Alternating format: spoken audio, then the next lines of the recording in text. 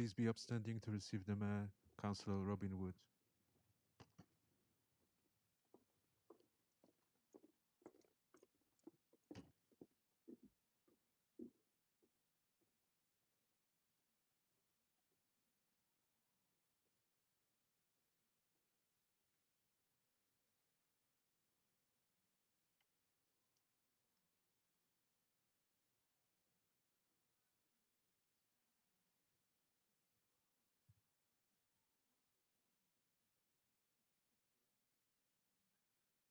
Please take your seats.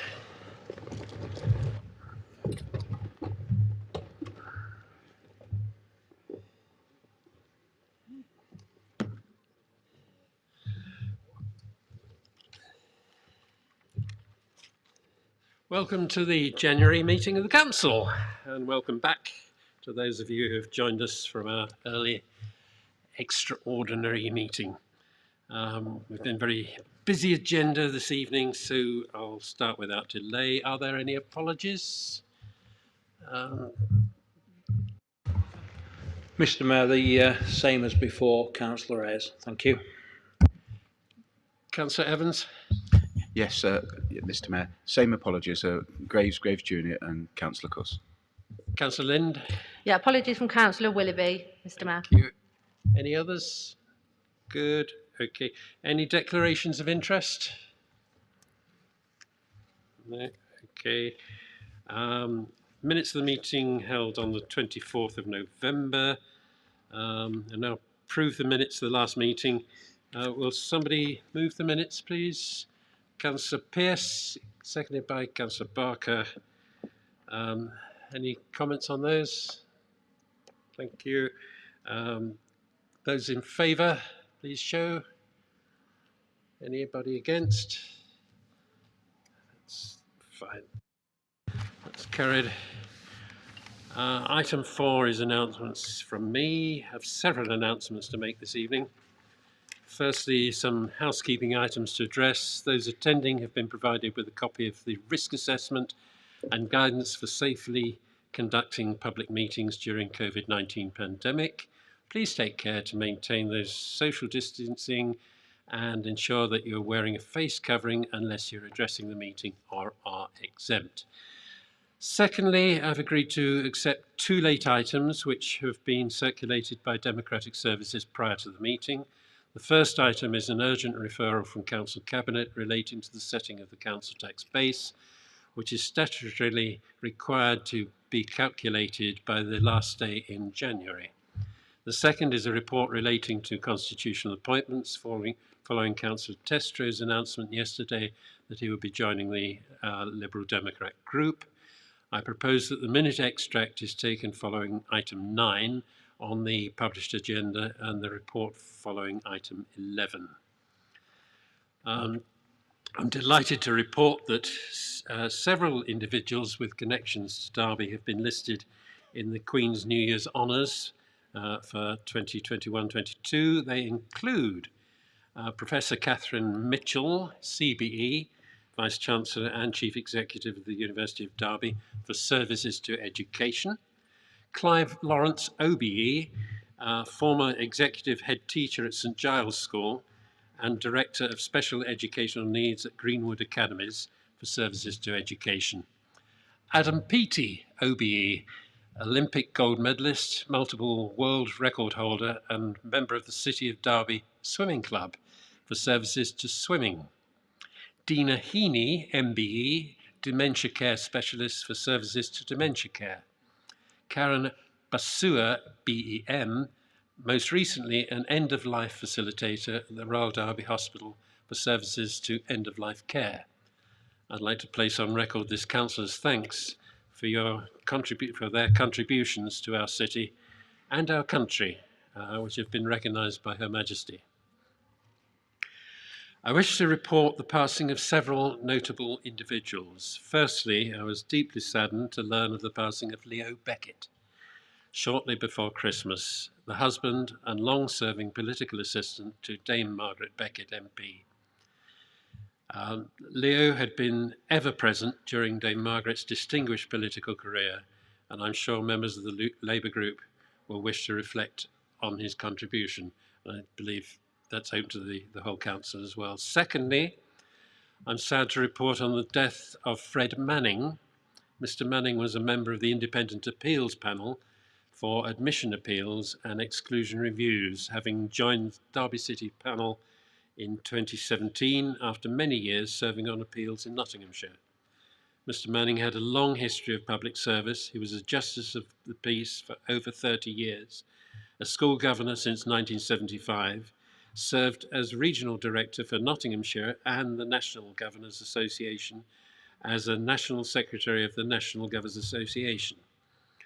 In his role as a panel member for Derby, Mr. Manning gave up many hours of his free time, not only in hearing appeals, but also in preparation for them. With the onset of the COVID-19 pandemic, Mr. Manning remained unwavering in his continued willingness to support the appeals process by participating in remote hearings. Mr. Manning was passionate about making a difference in the community and was generous in giving his time without thought for reward. His knowledge and willingness to volunteer had a hugely positive impact on the lives of countless children and also their families. Finally, I wish to report the death of former Civic Award winner, Mr. Keith Turner. This council previously recognised Mr. Turner for his contribution to first aid teaching in the community and as chair of the local charity Derby Civil Aid. He was well loved in the city and passed away at the Royal Derby Hospital at the age of 86, having recently married his long-term partner, Rita Treckett. Before we pause for a moment's silence, is there anybody who would like to say a few words about any of the individuals I mentioned? Councillor Shanker. Thank you, Mr. Mayor. Lionel Arthur Beckett, always known as Leo.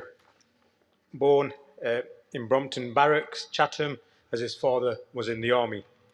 On the 8th of October 1926, the year of the general strike, as he always liked to point out.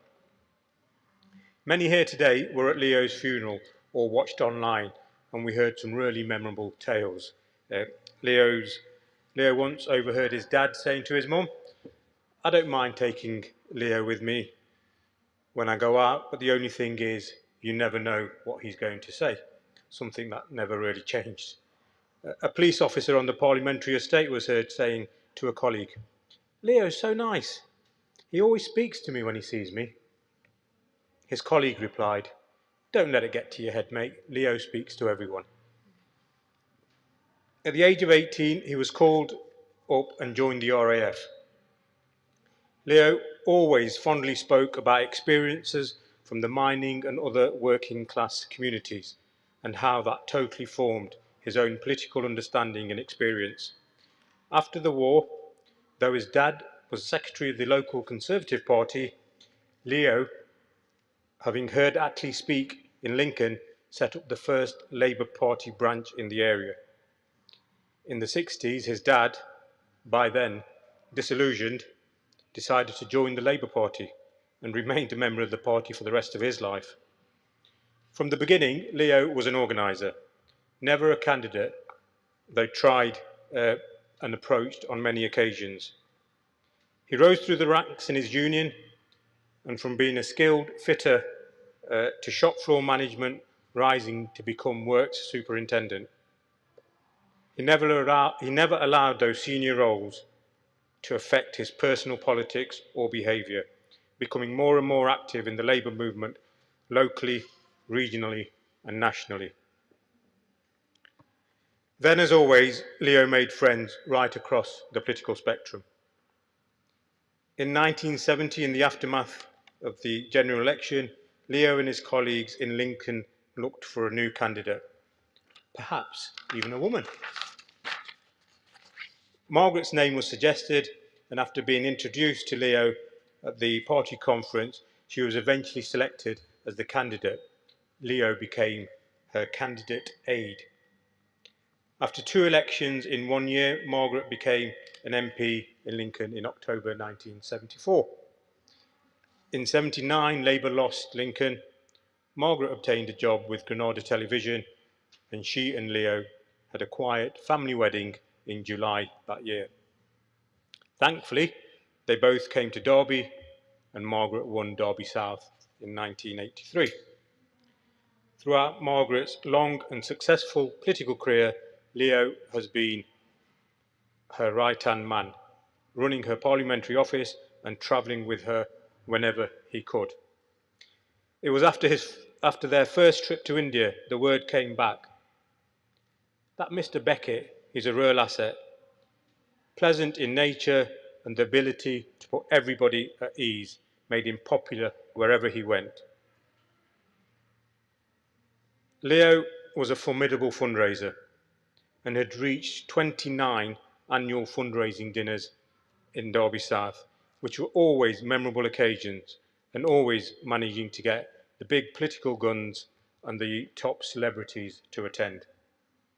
Leo's support, guidance and presence will be missed by the whole Labour Party, nationally, regionally and locally here in Derby. He was the best mentor anybody could ask for. Leo and Margaret shared the same broad political approach, and although, like any couple, they didn't always see eye to eye, they were totally devoted to each other for the last 42 years. Leo had been becoming more and more frail, finding it increasingly difficult to walk due to the arthritis in his knees. He had bounced back from many hospital admissions in the past, and when he was admitted with pneumonia in December, he was expected to be home again very soon. So it came as a great shock, despite his years, when he died in his sleep on the morning of the 14th of December. I'm sure the whole chamber will join us in sending condolences to Margaret and offering her our best wishes. Thank you. Councillor Williams. Thank you very much, Mr. Mayor. I too would like to share the condolences on behalf of the Conservative group. Over the past 2.5 decades, I've been involved in politics here in Derby, and I have to say one of the most remarkable men that I've ever met was Leo. I had the honour and the privilege of running against Dame Margaret Beckett in 2015 and 2017. And during those 2 election campaigns, whenever I met Leo, he was so kind to me. He always had a really thoughtful word to say, despite me obviously running against his wife. And I will forever remember his kindness of telling me to keep smiling and to keep going. And for that, I will always remember him and his kind words. So again, I would wish to pass on our condolences to Dame Margaret and to wish her all the best. Thank you. Thank you. I did write on behalf of the whole council expressing our condolences to Dame Margaret. Councillor Skelton. Thank you, Mr. Mayor. The Liberal Democrat group obviously were very shocked when we heard about Leo's passing. Although obviously an elderly gentleman, it's never easy, and it is always a shock when anybody dies, and particularly at this time of year, at Christmas and New Year, it is particularly difficult for people. So we very much send our best wishes to Dame Margaret. And the other people also, obviously, who died over the Christmas and New Year time. We very much stand with their families as well and wish them all the best. Thank you, Mr. Mayor. Anybody else wish to speak on it? In which case I'll ask you all to stand for a minute in respect. Thank you.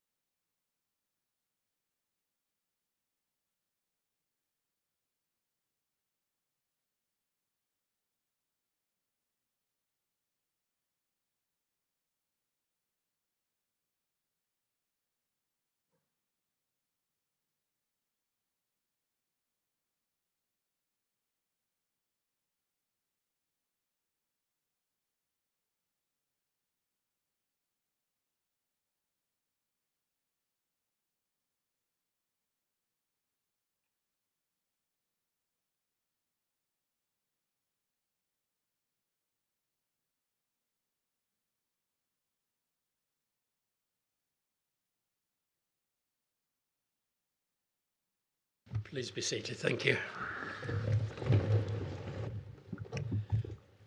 Item 5 is statements by members of the Council Cabinet. We have received one statement from Councillor Poulter in relation to the ongoing situation at Derby County Football Club. As required under Council Procedure Rule CP 35, the topic was circulated to group leaders this morning and a copy of the statement provided before the meeting. Opposition spokespeople will have an opportunity to respond, but there will be no further debate. Councillor Poulter, will you address the meeting, please? Thank you, Mr. Mayor, and thank you for the opportunity to address full council tonight on this issue of the current plight of Derby County Football Club. I feel as though I really ought to have declared an interest in the past 60 years of my life since I was 5. I've been involved with Derby County as an avid supporter since the days when my grandma used to live in Malcolm Street next to the ground. I always tried to sneak in under the turnstiles. If I didn't do that, I always got to know what the score was purely by the shouts or the silences in the course of the match. We could work out what the score was. There was no Sky TV at that time. So, and I also had to go and fetch the green and as soon as the results were out. And in terms of a financial interest, I'm proud to say that I still am a season ticket holder. I pay the full price for my season ticket. Some around me have moved on to other bands, including the Deputy Mayor, who doesn't pay to go to football, I don't think, but there you go. Mr. Mayor, I've not seen our city so motivated and animated since the last time the city came together to support Bombardier. I believe you'll remember when residents, city partners, communities, the unions, politicians, and the media and the local authority alike all rallied around one of the other pillars of our community, Bombardier, as they were their very existence was under threat. There was a successful outcome then, and I hope for the same now. There are many similarities between Derby County's current predicament, and as a result of that, Team Derby seems to have been reactivated. We've come together again with all those people just mentioned in a campaign to save our team. The reaction and avalanche of support demonstrated in so many different ways in the last few days has been truly remarkable. And I think Councillor Shanker might agree with that one. The campaign has already involved lengthy debate in the House of Commons, not only supported by all our local MPs, but many members of Parliament from around the country. And I'd like to add my thanks to our local MPs, and including Amber Valley, North West Leicestershire, whatever. I'm given to understand that the Sports Minister has taken to using a back stair towards his office to avoid being harangued by Derbyshire MPs. They are certainly done as a spirited job down in Parliament, and I'm sure they will continue to do so. Pledges of support have been voiced by many people across the city, not least Bishop Libby Lane, who in a partnership board meeting the other day was invited by the Chief Executive to call on powers above to assist in the situation, at which she nearly choked on a cup of tea, but committed to doing so. And I've heard her on the radio today in support of the Save Our Team campaign. So in addition to that, there is a citywide petition, which at the last count had amassed over 50,000 signatories, and that's rising on a significant basis. And all these things and all these pressures together can only help us try to resolve this situation. Derby County are one of 12 founder members of the Football League and were formed in 1884. They're one of only 10 clubs to have competed in every single season and division of the English Football League. We've twice been champions of England in the 1970s, and I was there both occasions. And in 1946, when I wasn't there, they were the first team to win the FA Cup after the Second World War. And Derby have since played their home matches at Pride Park since 1977. However, 1997. In September last year, the club was put into administration by its former owner, and because of that, the club was automatically deducted 12 points. Administrators Contuma were appointed and have for the last 4 months been attempting to resolve the club's financial difficulties and to identify a potential new buyer. A further 9 points were subsequently deducted by the EFL, the English Football League, due to failure to comply with financial fair play rules. In my view, Mr. Mayor, the club has been punished. The club should be now allowed to deal with the punishment and its consequences, and a line well and truly should be drawn in the sand. Everyone, and I mean everyone, including the EFL, should now be focused on assisting the administrators, the club and other interested parties to find a pragmatic and swift solution to avoid the club's exclusion from the league. I have to say, Mr. Mayor, the City of Derby without a team competing at the highest level of English football is absolutely unthinkable. On the field, week in, week out, Wayne Rooney and the team have demonstrated the type of passion that Derby people possess for success, and they are producing remarkable results. Despite the off-field challenges, the team's recent form on the pitch has delivered a return of 16 points from the last 18, which has lifted them off the bottom of the table. With 19 games of the current season still to play, this has given supporters genuine hope that the team has a realistic chance of staying in the Championship. The manager, Wayne Rooney, and his coaching staff are doing an incredible job of keeping the team motivated under incredibly challenging circumstances. But he has pointed out over the weekend that they will need help to avoid relegation to the third tier, or worse still, going out of existence. Ladies and gentlemen, Council, the team needs and deserves our support. For some time now, the administrators have stated that they hoped to have a preferred bidder to buy the club in place imminently. It's understood that there have been 3 bids from potential new owners. The club were also hoping to be able to sign players after the transfer embargo had been imposed. But unfortunately, last week, the club were informed by the EFL that due to ongoing legal challenges by 2 of the clubs, Middlesbrough and Wickham, the administration needed to provide proof of funds till the end of the season, evidencing that the club could continue to operate till the end of the current league season. The EFL have stated that this needs to happen before the beginning of February, otherwise the club could be removed from the Football League. The club are currently prevented under the rules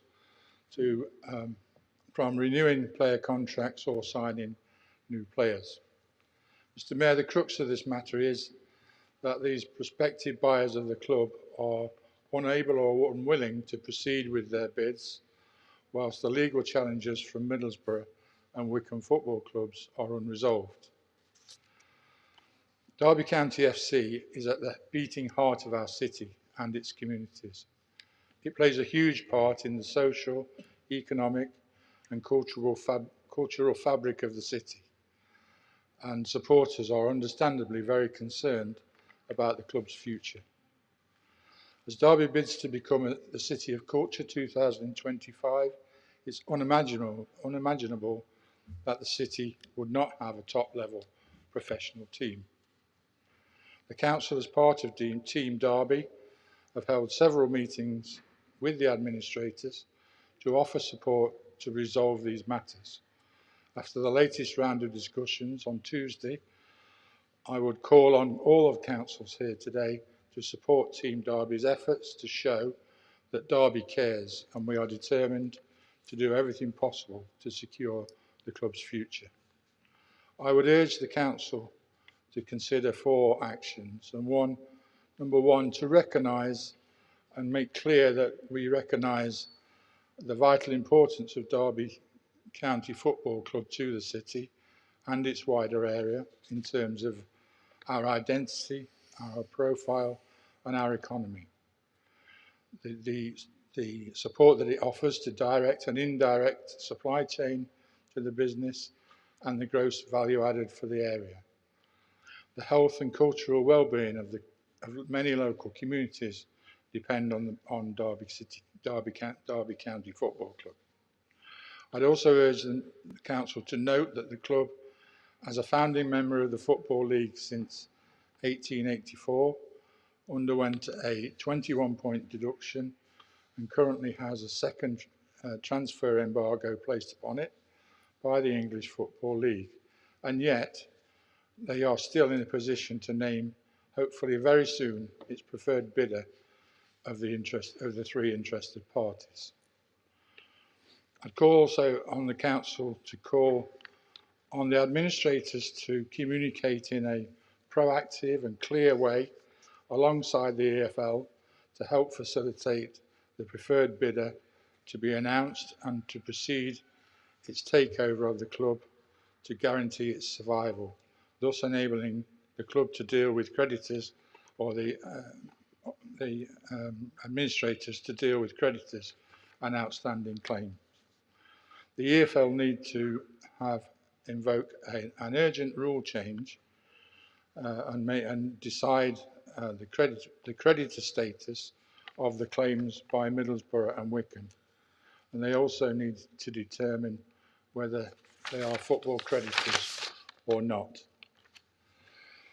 There is also an issue in relation to the rules and policies applied by the English Football League, and they need urgently to comply with current insolvency legislation in this regard to be able to help the administrators deal with the situation.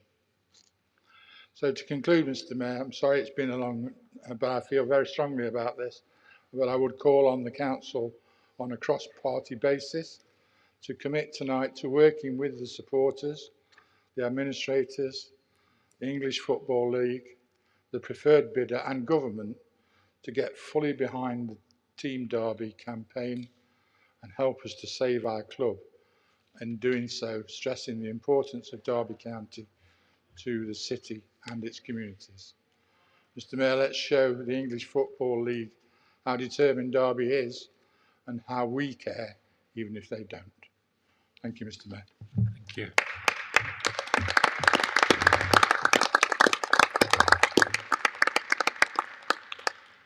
Councillor Shanker. Thank you, Mr. Mayor. I'd like to endorse everything the leader has just said and commit my own and all the Labour group's support for anything we can do collectively as Team Derby to help the situation. And as we've heard, Derby County Football Club was founded in 1884 and one of the founding members of the Football League.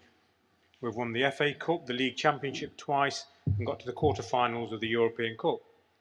We're a well-known, loved and respected club, both nationally and internationally. Derby County, as we've heard, is an integral part of our city and the wider community. Over the last 137 years, millions of people have been thrilled and entertained by Derby teams who they have flocked to see. The great year of 1972, when I was born, also was when over 42,000 were at that pulsating match on a Monday night when we played Liverpool, needing to get a result, which we did, to win the League Championship for the first time in our history. Today, shockingly, we're on the edge of a cliff where the club could go out of existence due to absolutely no fault of its adoring, passionate supporters and the wider community here in Derby. Derby has already, as we've heard, been severely punished with a 21-point deduction due to the irregularities. But two outstanding claims in particular seem to be blocking the potential purchase of the club that would lead to the rescue and rebuilding. I, along with the leader, deputy leader, our chief executive, local MPs, met with the administrators at Pride Park only yesterday, and we were given up-to-date details of the current situation and the problems and challenges we face. Whilst there is still plenty of work to do, as highlighted by the leader, to resolve these outstanding issues, the administrators are hopeful that a bit of goodwill and movement, all parties involved, as well as some flexibility from the EFL, Derby County can be rescued and rebuilt within a short period of time. Let's remember what's happened at Wigan. We have further meetings this week, which I'm more than happy to fully participate in, to try and make sure we can all collectively do whatever we can to make sure Derby County stay in existence. As the leader of the Labour group and speaking on behalf of the whole group, we will do everything in our power to assist this process. Thank you, Mr. Mayor.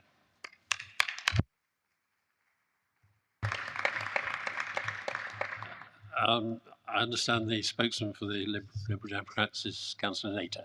Thank you. Yes, thank you, Mr. Mayor. I welcome the two statements from the group leaders. Mr. Mayor, Derby City needs a football club. We must take the necessary action to see what can be done to support Derby County, for the city and absolutely for the loyal fans. A petition is going around and has some 50,000 signatures on it. More to follow, no doubt. Mr. Mayor, just a paragraph on history of Derby County Football Club. Derby County Football Club is a professional association club. The club competes in the Championship, the second tier of English football. Derby has played its home matches at Pride Park since 1997. Notably, for being one of the 12 founder members of the Football League in 1888, Derby County is one of the only 10 clubs to have competed in every season of the English Football League system, with all but 4 of those being at the top 2 divisions. The club was founded in 1884 by William Morley as an offshoot of Derbyshire County Cricket Club. Its competitive peak came in the 70s when it twice won the First Division and competed in major European competitions on 4 occasions, reaching the European Cup semi-finals, as well as winning several minor trophies. Additionally, the club was a strong force in the interwar years, finishing league runner-up twice in the 1930s and winning the first post-war FA Cup in 1946. The club's home colours have been black and white since 1890s. The team gets its nickname, the Rams, to show tribute to the links with the 1st Regiment of Derby Militia, which took a ram as its mascot. Additionally, the club also adopted the song, the Derby Ram, as it is a regimental song that has a long-standing rivalry between club Nottingham Forest, with whom they contest the East Midlands Derby. Moving on from many successes and disappointments, local business Mel Morris assumed ownership of the club. Morris initially oversaw a level of spending unprecedented in Derby's history, breaking the club's transfer records 4 times in the first 3 years, but also oversaw an equally unprecedented marginal turnover with 9 managers in 6 years from June 2015. In this period, the club endured 3 unsuccessful playoff campaigns, failing in the semi-final twice and losing in 2019 final to Aston Villa. In May 2021, the club, now managed by Wayne Rooney, narrowly avoided relegation to League One. Earlier in October 2020, it was announced that Morris was intending to sell the club and was actively seeking new owners. A potential deal with Middle Eastern-backed company was discontinued in March 2021, after which it agreed sale to a Spanish businessman, Eric Alonso, also fell through, after doubts about Alonso's funding emerged, alongside possible EFL sanctions regarding breaches of financial fair play regulations. A deduction of points was under consideration in mid-September 2021. On 8th of July 2021, the EFL imposed a transfer embargo on the club, leaving Rooney with a squad of just 9 contracted senior professionals. However, the EFL later relaxed the embargo, but said that any deals would have strict wage limits. Following a long-term injury to Colin Kazim Richards in the early stages of 2021 21-22 season, the club were given special dispensation by the EFL to bring in veteran defender Phil Jagielka and Sam Baldock. On 17th of September 2021, the club's board of directors announced that the club was to go into administration. The EFL confirmed Derby would face a 12-point deduction. Having invested in excess of £200 million in the club, owner Mel Morris apologised to the fans and staff about the administration. Relegated in May 2021 from former Championship club Wycombe Wanderers, considered legal action against Derby County following administration announcement, as did Middlesbrough. On 22nd September 2021, the club formally went into administration and were deducted points for leaving the bottom of the Championship. But the administrators appealed against the automatic points deduction, and an appeal hearing was adjourned on 8th of November.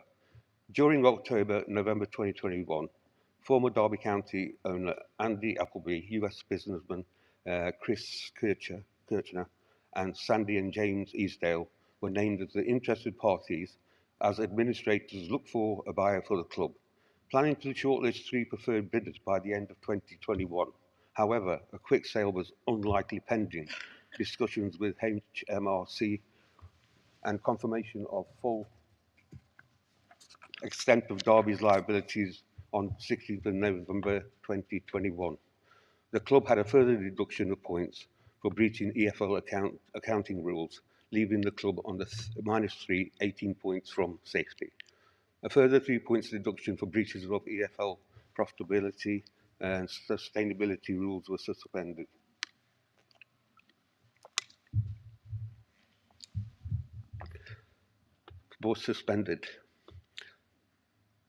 Derby and related companies were reported to owe 29.3 million to HMRC. Councillor Nater, we can all access Wikipedia. Not quite from there. Can I ask you, in the interests of the public watching, that you bring this to a conclusion, please? It's not all from there, Councillor. I made the effort. Holdings plus various football and trade creditors owed around 15 million. On 21st of November 2021, administrators said that they hoped to identify a preferred bidder in the 2 years or 3 weeks, with Kirchner the only potential buyer to have publicly confirmed his interest. On 2nd of December 2021, after press speculation, the club might go into liquidation due to the scale of the debts. Rooney insisted that it was not an option. On 18th of December 2021, he said 3 bids have been received and preferred bidders should be announced by Christmas. Administrators hope to complete a sale in around February 2022. On 14th of January 2022, with no immediate prospect of Derby County's purchase, hampered by legal action involving Middlesbrough and Wycombe, the EFL gave administrators until 1st of February to provide information about how they intended to fund the club until the end of the season. As fears about the EFL expulsion and liquidation grew, local MPs and members of the public, Andrew Bridgeton, planned to raise the matter at Sports Minister, the Middlesbrough and Wycombe claims, if proved, could leave Derby with liabilities running into millions. As football debts need to be paid in full, potential purchasers therefore were unwilling to commit to buying the club. As a result, the BBC reported on 17th of January that Derby's administrators could seek a legal ruling that claims do not fall within normal football-related agreements over such as transfer fees and tickets. Middlesbrough and Wycombe have subsequently said that they are willing to discuss possible compromises. Mr Mayor, at the time we are putting in a bid of City of Culture, our football club is a must-have. Our group completely supports the other group leaders with the action that's taken right behind you. Thank you very much. Very much thanks. Councillor Prosser, do you wish to add to the debate? It's very hard to add anything to the debate as it is, but I would just like to echo what Councillor Poulter said. It's a very important subject. I was a neighbour to Reg Harrison from a very early age, and the importance of football on this city was very clear to me, and we must ensure that it continues as best we can. Thank you. Thank you. Councillor Barker. Yes, thank you, Mr. Mayor. Can I refer to CP 42, brackets R, close brackets, and with your consent, I would like to put an urgent motion without notice to be tabled, please, for council. You have my consent, provided it's seconded. I'll second that, Mr. Thank Mayor. you. And that we go, once you've said what it is, that we go to a vote on it without further debate. I think it is actually being circulated. Yes, I'll just hang on a minute if I may, Mr. Mayor. Well, Yeah. it is circulated. Thank you.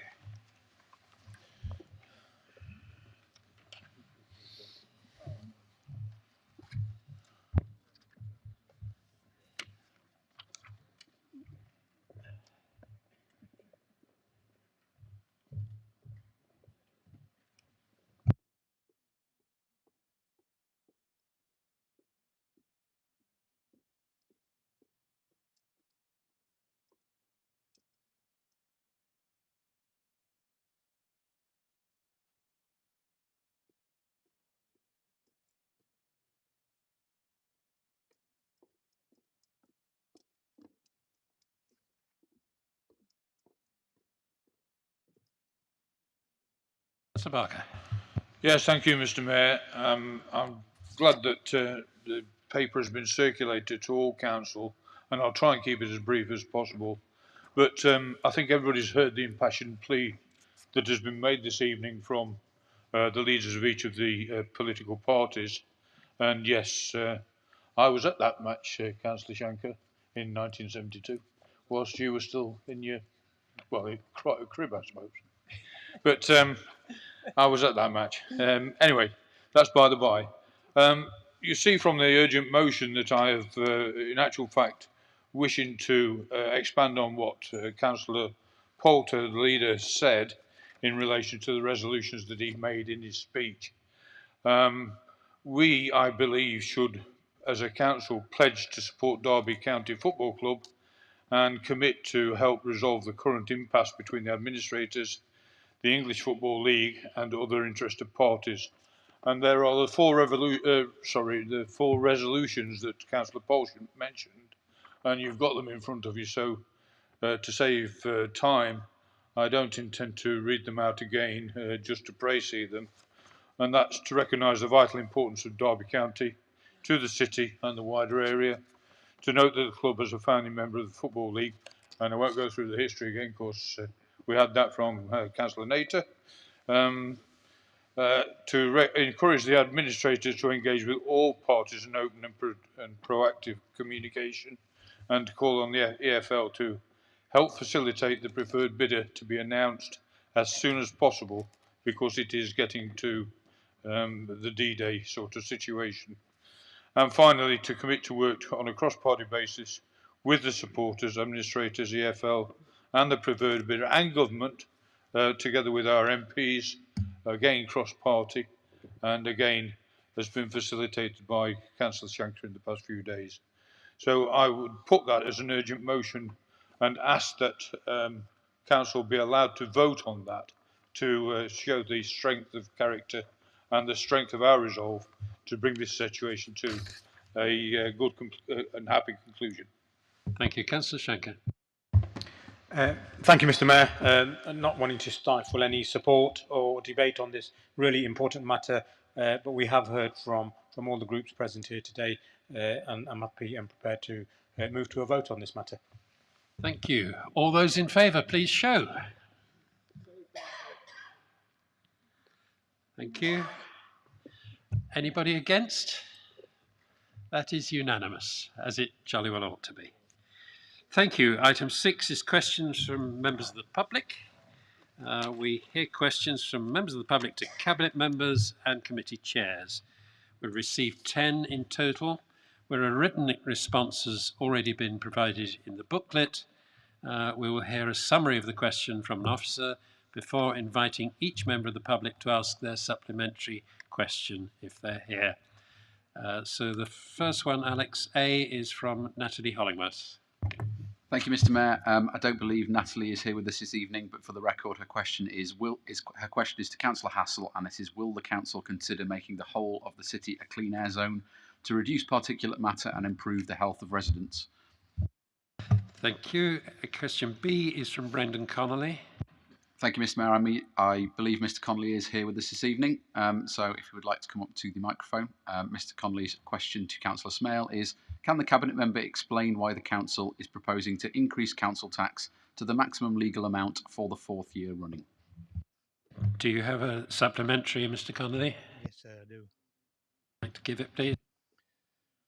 What do you have to say to pensioners and people like me who see a Tory government breaking promises on triple lock during a cost of living crisis, compounded by a Tory council breaking promises on council tax increases after 10 years of Tory austerity? Can you explain why?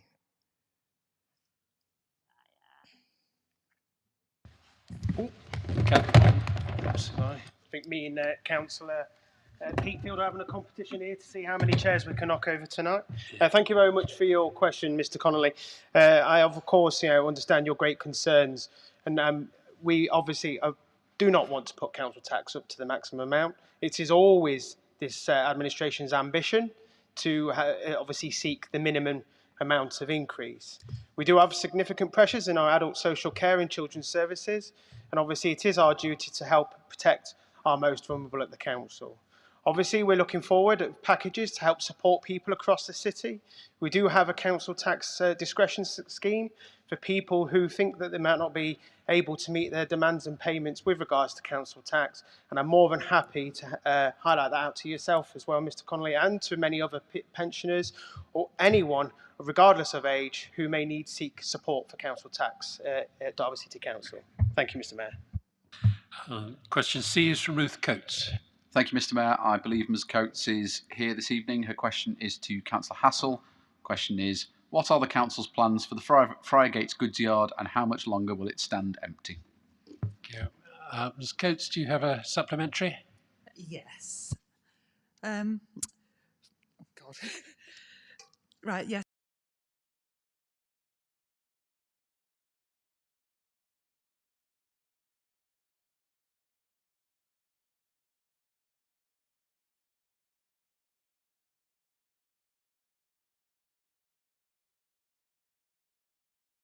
City centre not being used for badly needed housing.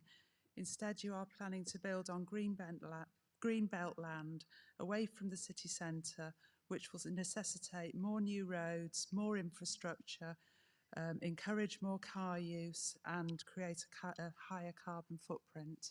Thank you. Councillor Hassel. Thank you, Mr. Mayor. Thank you for the question. I have to reiterate, this isn't our land. We are as frustrated as you are with the lack of progress on this, and we will push it where we can. Thank you. Question D is from Pauline Inwood. Thank you, Mr. Mayor. I believe Pauline Inwood is here this evening. Pauline's question to Councillor Hassel is: how will stakeholders be chosen in the council's consultation on a new local plan, particularly in respect of provisions relating to climate change and biodiversity? Do you have a supplementary, Ms. Inwood? Yes, I do. Thank you for your helpful answer to this. I will make sure that your invitation to individuals and organisations to engage in this important process is well known.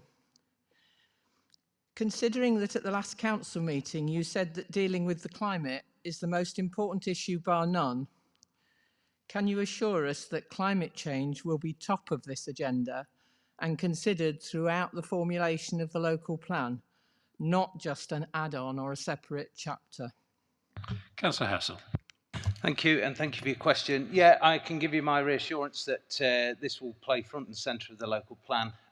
It's important to note that there will be a cross-party of councillors involved in the plan and its production, and I'm sure they will input on this important issue, for both from themselves and the groups that support them. Thank you.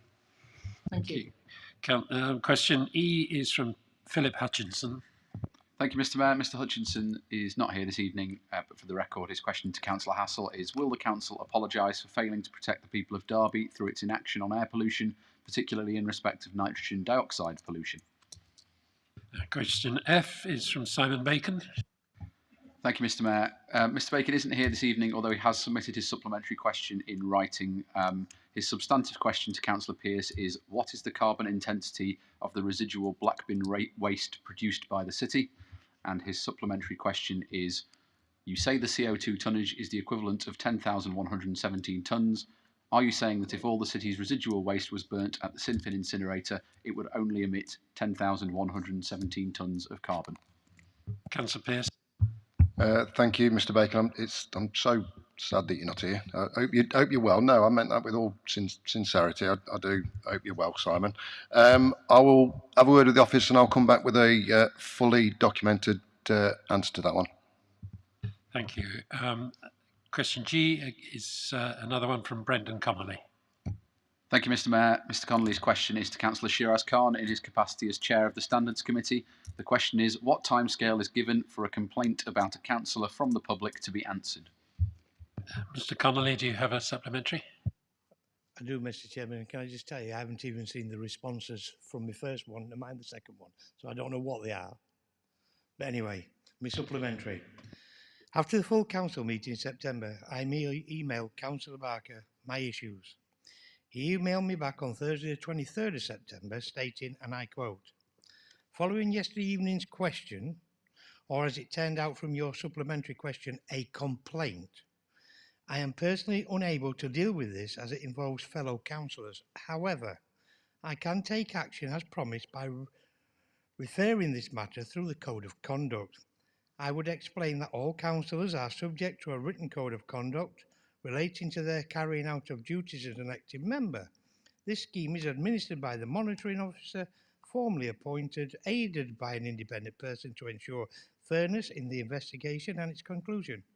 I note your impending holiday, so I've taken immediate action by forwarding your email to the monitoring officer for early communication as you're concerned. Some 5 months later, would you accept this as normal?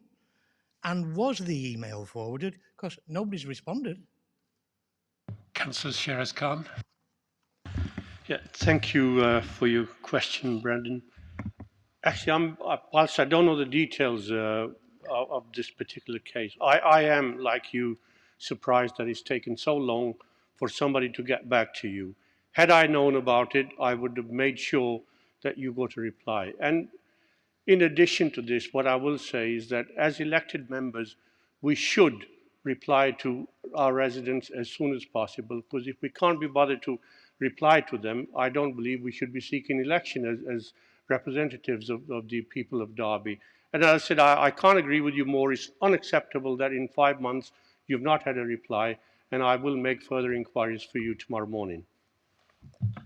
If any of the members of the public who have asked questions haven't seen the replies, there are some copies available.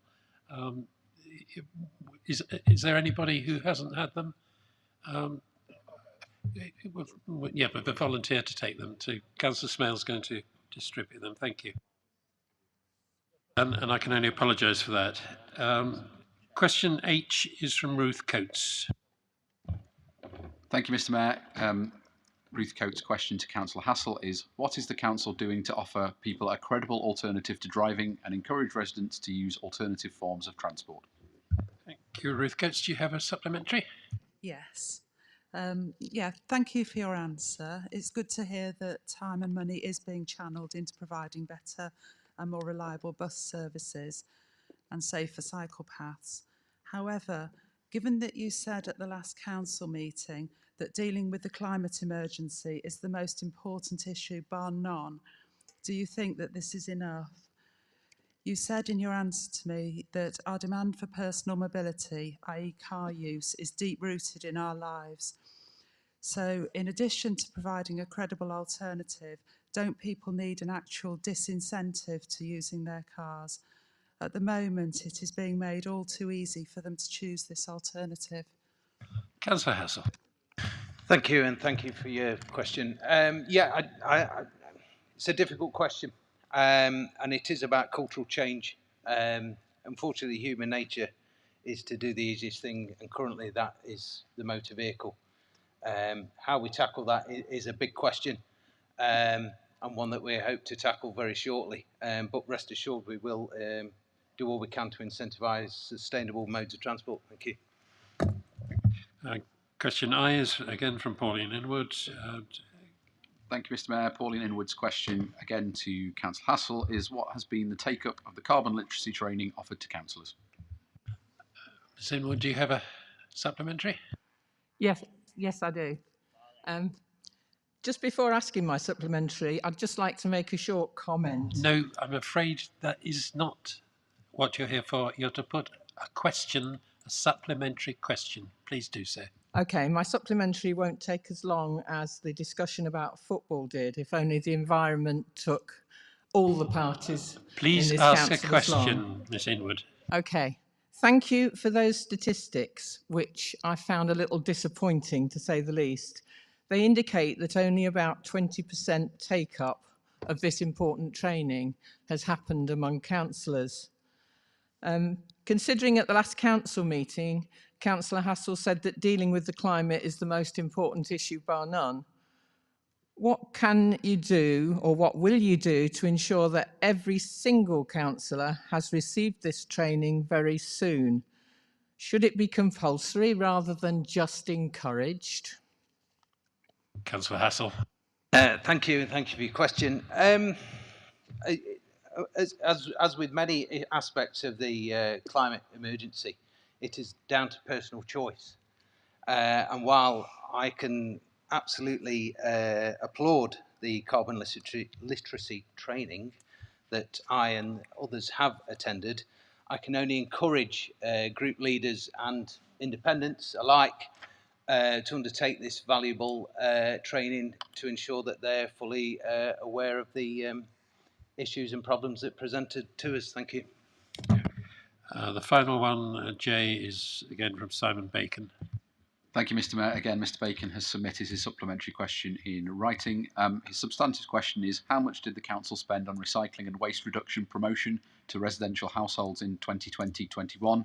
And how much does it plan to spend for 2021-2022? The response is in the booklet, and his supplementary question is, do you consider that £21,500 is enough to spend on recycling and waste reduction, considering our high recycling contamination levels and recently declined recycling rate? Councillor Pearce, do you want to add anything? The answer is yes. Thank you. Thank you. Item 7's questions the fire and Derby homes. There haven't been any. Item 8 is questions from non-council cabinet members. There are 18 in total. The first one is Kay from Councillor Shanker. Thank you, Mr. Mayor. Councillor Shanker's question to Councillor Poulter is, will the leader join Councillor Shanker in thanking residents in Derby who contributed to the city's pandemic response? And does he therefore agree that allegations relating to parties at Downing Street are illegal, insulting and inappropriate? I'm sure you have a supplementary question, Councillor Shanker. I do, Mr. Mayor. I thought you was going to answer that then. Yes, I did hear Councillor Barker's interview, and it was very interesting. Thanks, Mick. But seriously, given the repeated rule breaking, the denials that are then proven to be basically lies, the contradictions that we are now used to on a daily basis making the headlines, will the leader of the council join me and possibly other group leaders in writing to our Prime Minister respectfully asking for him to resign?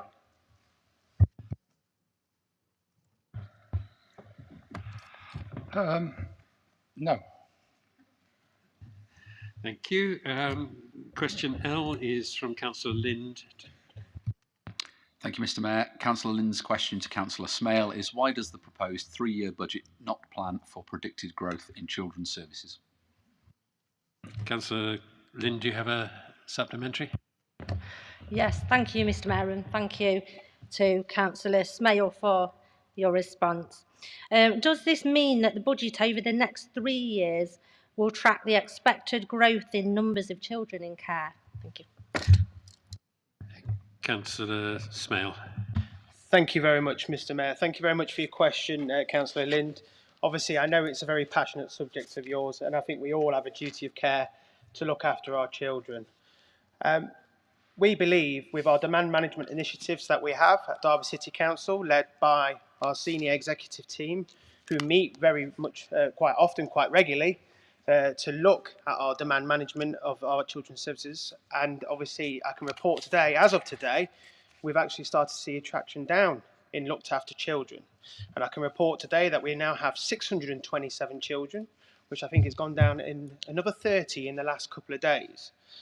Obviously, we don't want to see no children in a looked after position, but obviously we do have a statutory duty to do this, and hopefully we've arrested that decline, and obviously work with our partner agencies to make sure that we can keep our children with their parents for whatever reasons they are, and obviously whatever health or mental issues that are implicated with young children.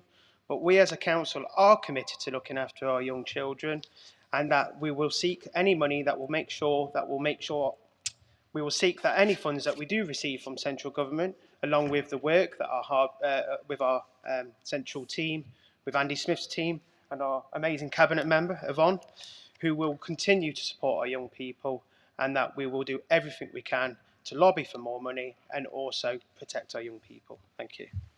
Thank you. M is Councillor Lonsdale.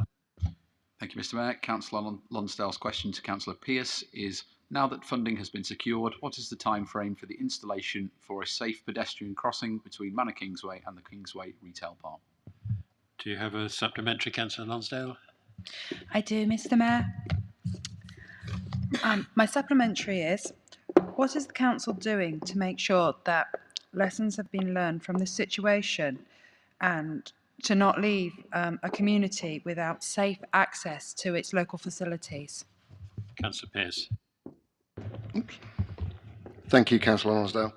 A full review was published in November 2017, which highlighted the details and the complexity of the scheme, which included changes to the retail outlets and trip generation between the assessment for planning and highways consent and the actual construction.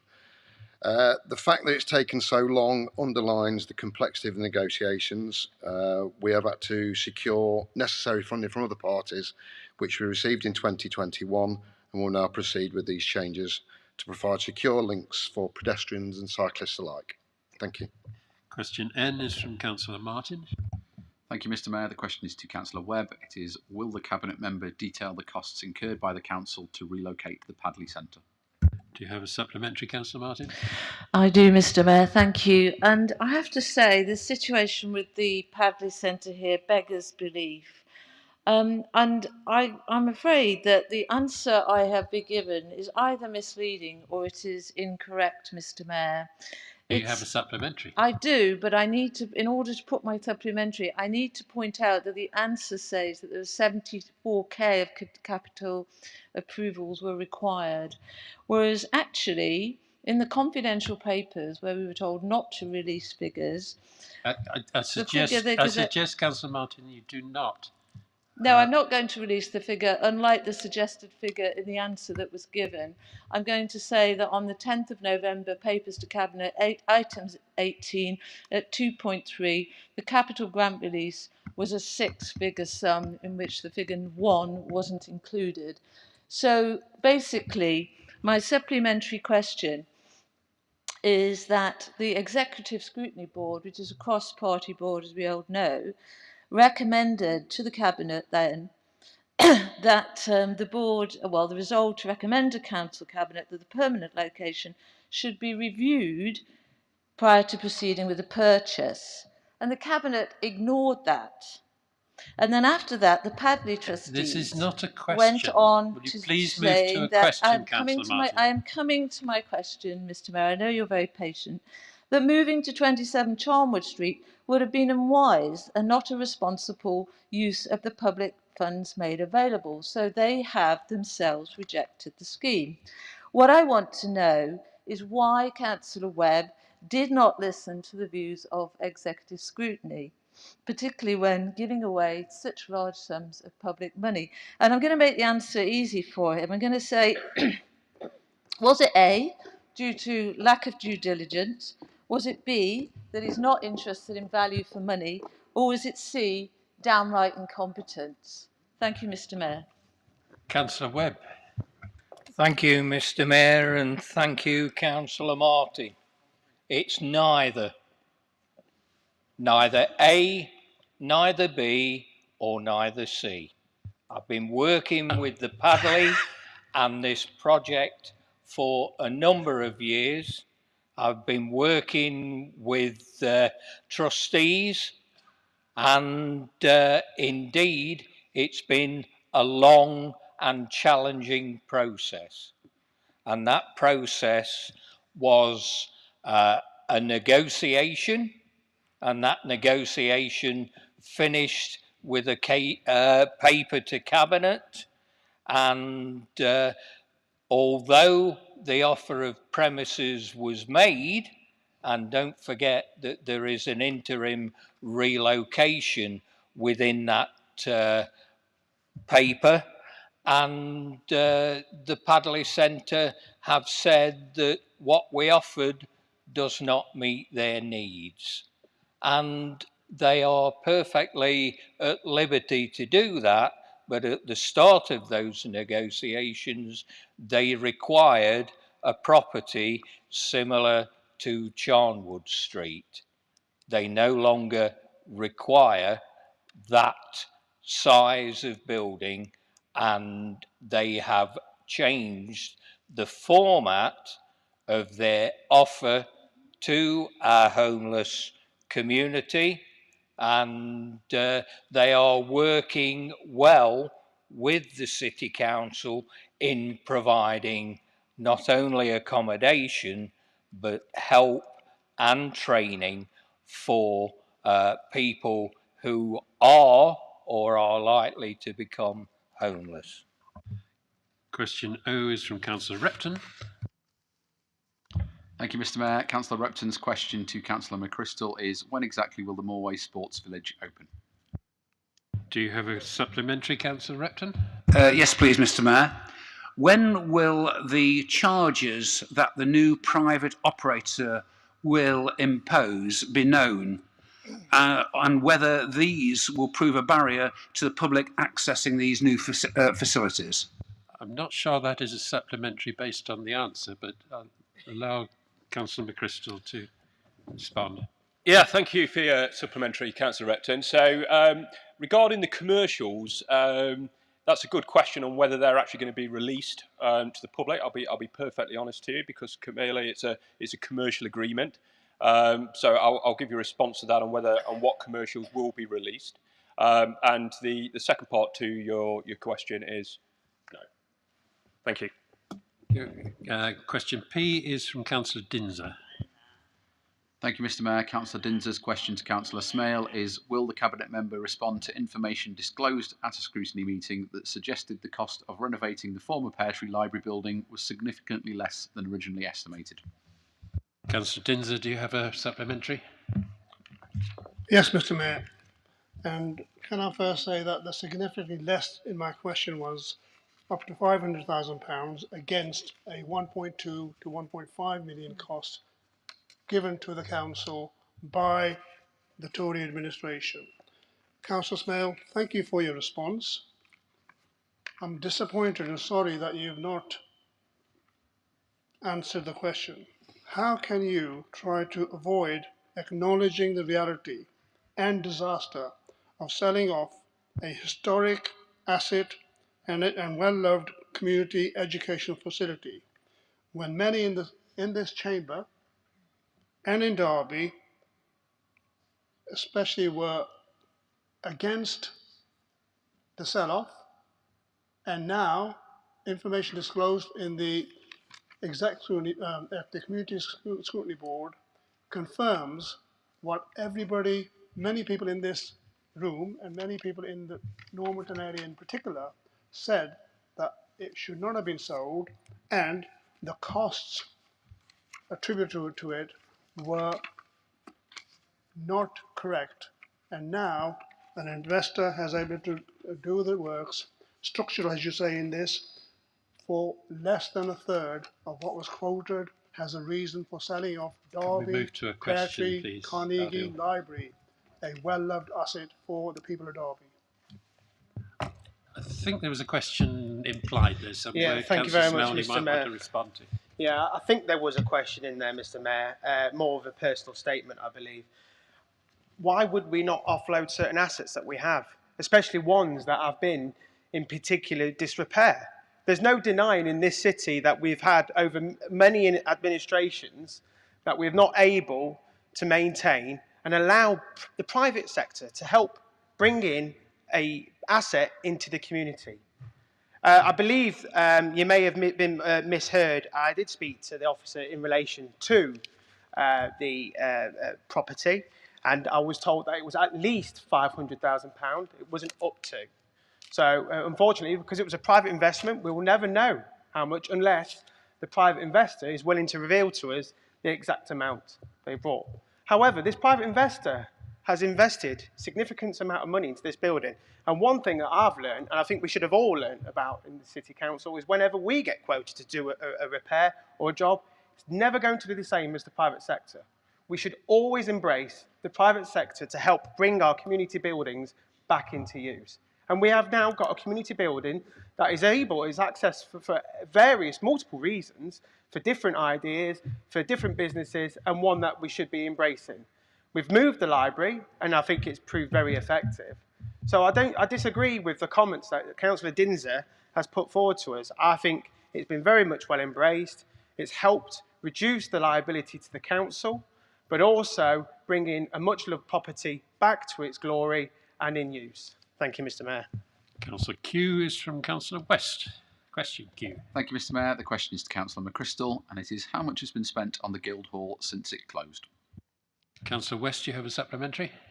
I do, Mr. Mayor, thank you. Is there a plan for the Guildhall Theatre to be reopened, Councillor McChrystal? Councillor McChrystal. Thank you for the question, Councillor West. Absolutely, of course there is. Thank you. Question R is from Councillor Kerr. Thank you, Mr. Mayor. Councillor Kerr's question to Councillor Barker is: how many electronic advertising screens are there on council-controlled land, and how much revenue does the council receive for hosting these, and what is their energy usage? Councillor Kerr, do you have a supplementary? I do, please.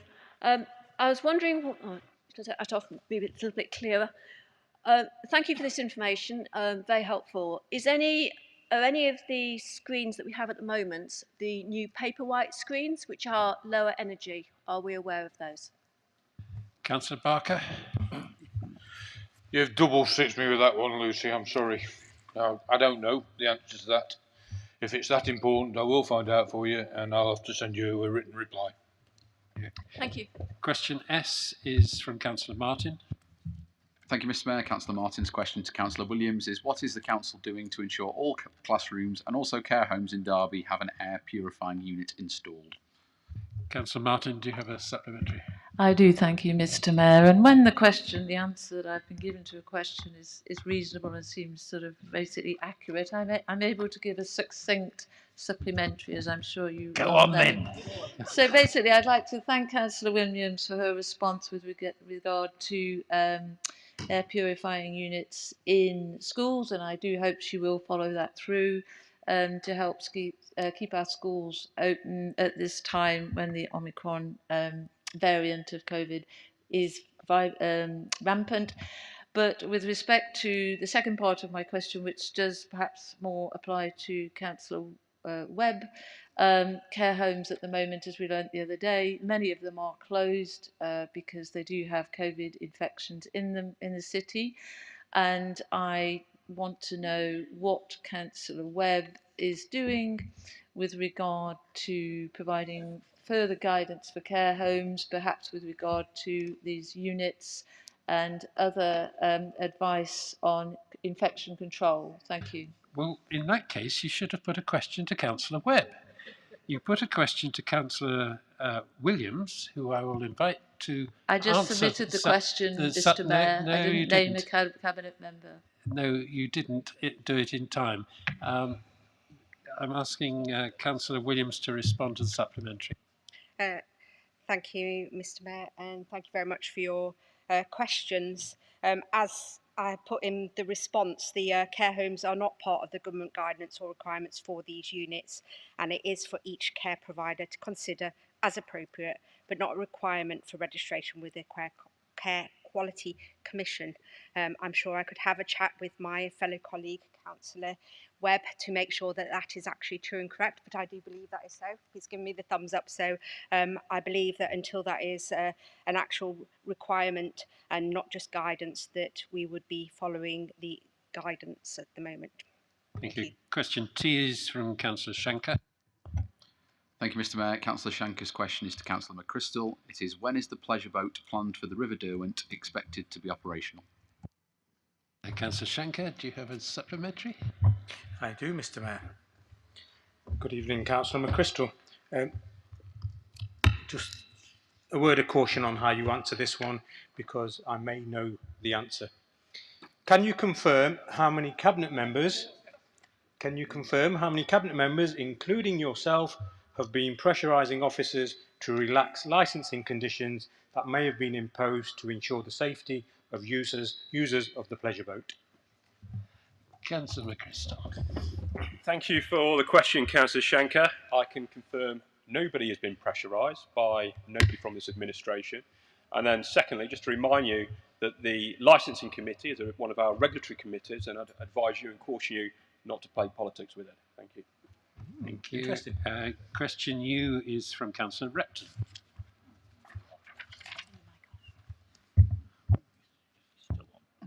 Sorry, Mr Mayor, my microphone wasn't working temporarily. Councillor Repton's question is to Councillor McChrystal, and it is, how much were the total costs for the Derby Loves You temporary performance venue? And Councillor Repton, I'm sure you have a supplementary. You're absolutely right, Mr Mayor. How many people used the tent? What were the revenue costs? And how much was the net loss of this facility? I don't know there was such a thing as a tent, but taking that you mean the Derby Loves You venue, I'm going to ask Councillor McChrystal to respond. Yes, thank you for the question, Councillor Repton. There was no tent in the marketplace, so as the Mayor has rightly pointed out, there was no tent, there was a venue, and a very successful venue that absolutely drove footfall into that part of the city and was very successful in terms of what shows were put on in that inside it. Plus, as you know, we also had full council meetings there. In terms of the detail, clearly I'm not going to have that right here, right now, but I will give you a written answer. Thank you. Question V is from Councillor Dinser. Thank you, Mr Mayor. Councillor Dinser's question to Councillor Webb is, what actions are being taken to ensure councillors can contribute to championing vaccine take-up in areas with low rates of vaccination? Councillor Dinser, do you have a supplementary question? Yes, Mr Mayor, thank you. Thank you, Councillor Webb, for your answer, for your response. And I do agree with all the initiatives that the City Council, the NHS, local councillors... Councillor Dinser, will you please ask a question? Local councillors are all contributing. However, my question was, why is it that as of last week we had not actioned a decision taken in the members' briefing last year, which is 3 to 4 months ago, specifically about local councils in, as you say in your answer, urban deprived communities where take-up is least likely to be, to target those areas as agreed and use local councillors in a way we did 6 or 7 months ago of more than just the posting, which I already do and others do, of social media and volunteering, that we can do in a targeted way. That still has not happened. Councillor Webb, Webb, put as a resolution in the Executive Scrutiny Board, and I hope that you can action that very soon, because that will add to all the positive work that's going on vaccination in Derby. Councillor Webb. Thank you, Councillor Dinser. As you note in the answer, the written answer, that all councillors are kept updated with a regular weekly bulletin on COVID and on the actions that we're asking councillors to take. There's also within that bulletin references to, if you have any issues, if you have any comments, if you have any requests for support and help that you can get that from our public health team. I'm pleased to announce that the grant that we got for community champions has been agreed, and we are able to use that. And we would welcome, as I mentioned to your colleague, Councillor Bonser, after the last council meeting, and to Councillor Martin, that we would welcome support from all councillors. So if you wish to become involved, either contact me or contact our public health team, and we will give you the guidance and advice and assist you into getting into those areas where the uptake of the vaccination programme has not been as successful as we would like. So please come along, talk to us, and we will assist. Question W is from Councillor West. Thank you, Mr. Mayor. Councillor West's question to Councillor McChrystal is: has an operator now been selected for the Moorway Sports Village? Councillor West, do you have a supplementary? No, thanks, Mr. Mayor. Thank you. Question X is from Councillor Kerr. Councillor Kerr's question to Councillor Webb is: how is the council engaging with the Wear Warm campaign to reduce household energy consumption? Councillor Kerr, do you have a supplementary? Yes, I do. Thank you, Mr. Mayor. Thank you for sort of admitting that you don't know anything about this campaign, although I've sent you the details on the website.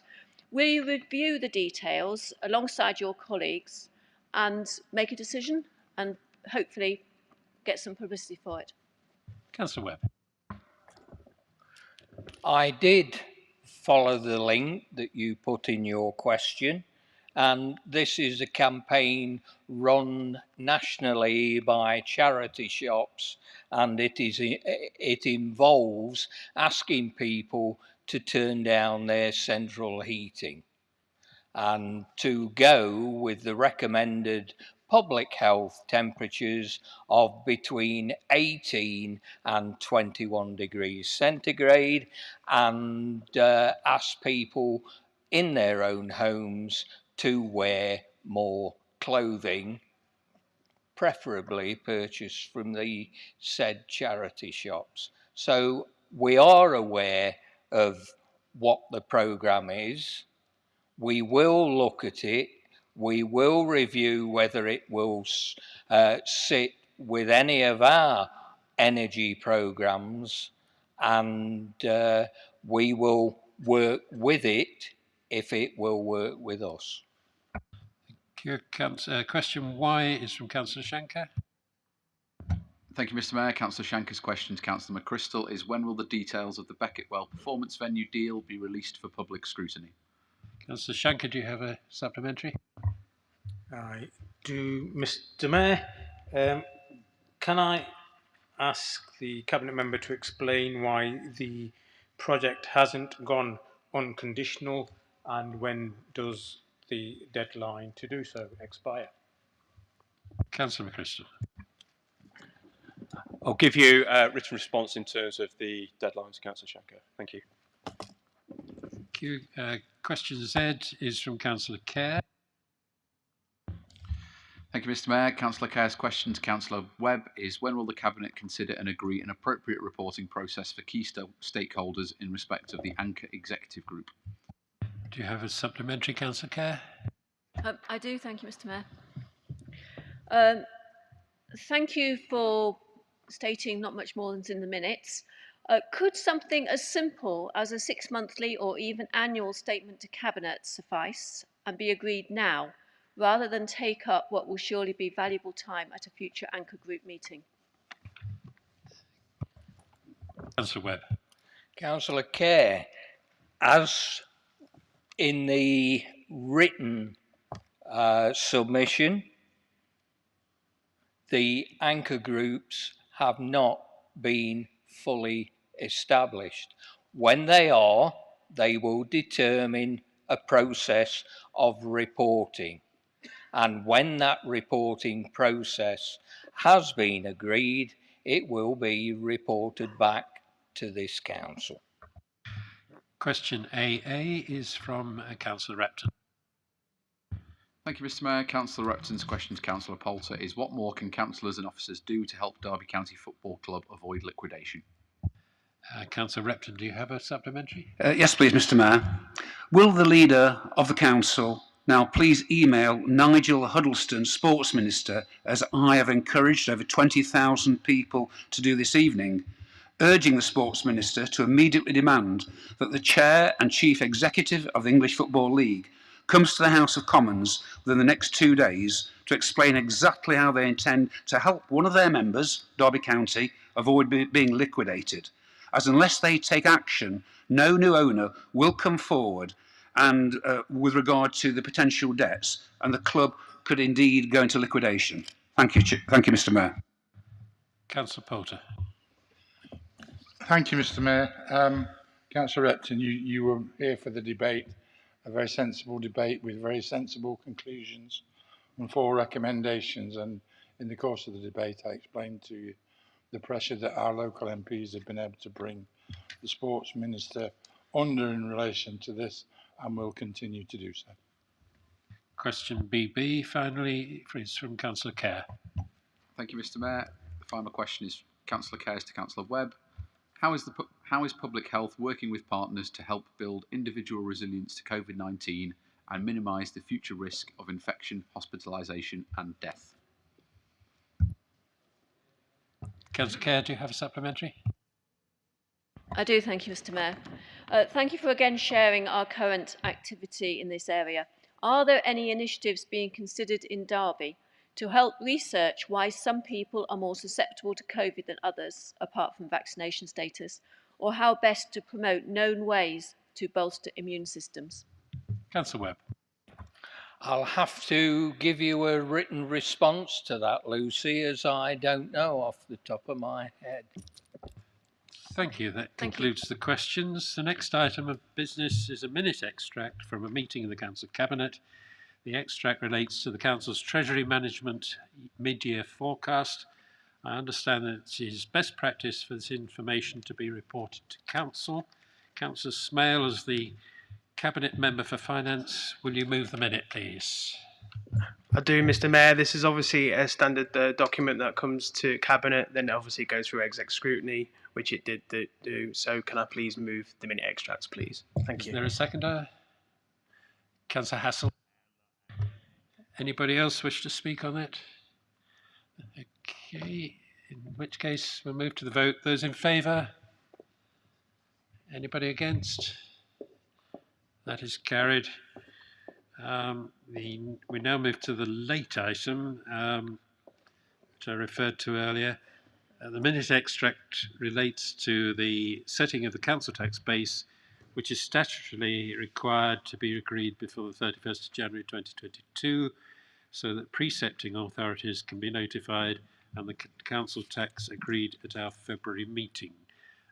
Councillor Smale, again, would you move? Thank you very much, Mr Mayor. Just to also thank the Chair of Exec Scrutiny, obviously, to allowing it to come through to Cabinet as a late item. Obviously, it went through Exec Scrutiny as normal, and thanks to yourself, Mr Mayor, for bringing it to the Council tonight.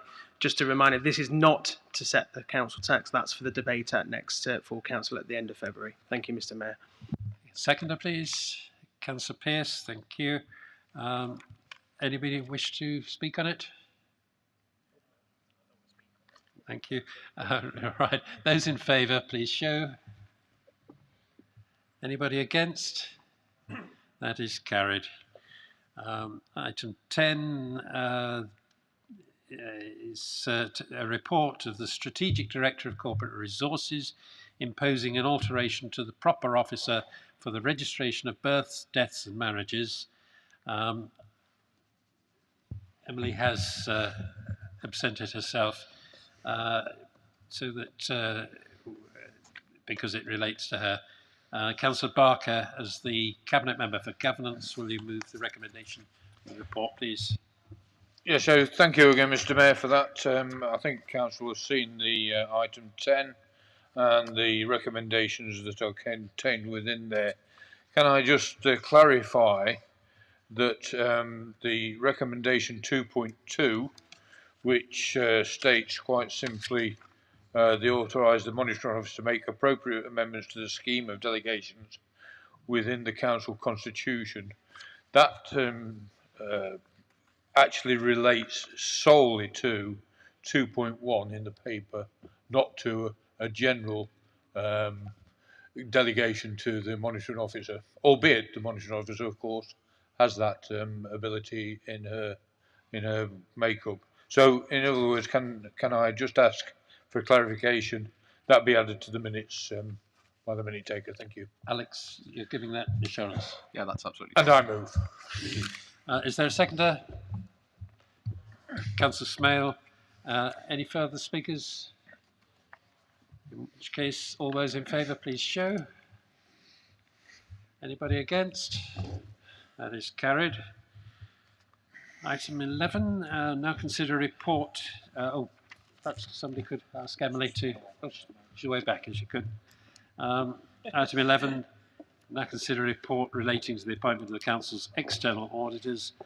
I understand the matter has previously been considered at the Audit and Governance Committee. Councillor West, as the Chair, will you move the recommendations, please?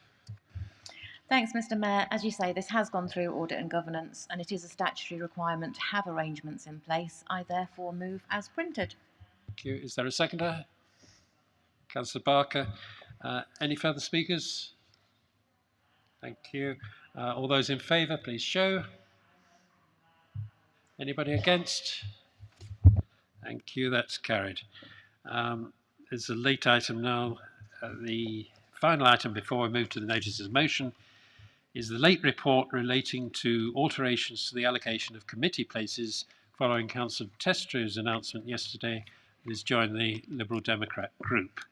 Councillor Barker, as the Cabinet Member for Governance, will you move the recommendations, please? Most certainly, Mr. Mayor. Thank you. Is there a seconder? Councillor Pearce, thank you.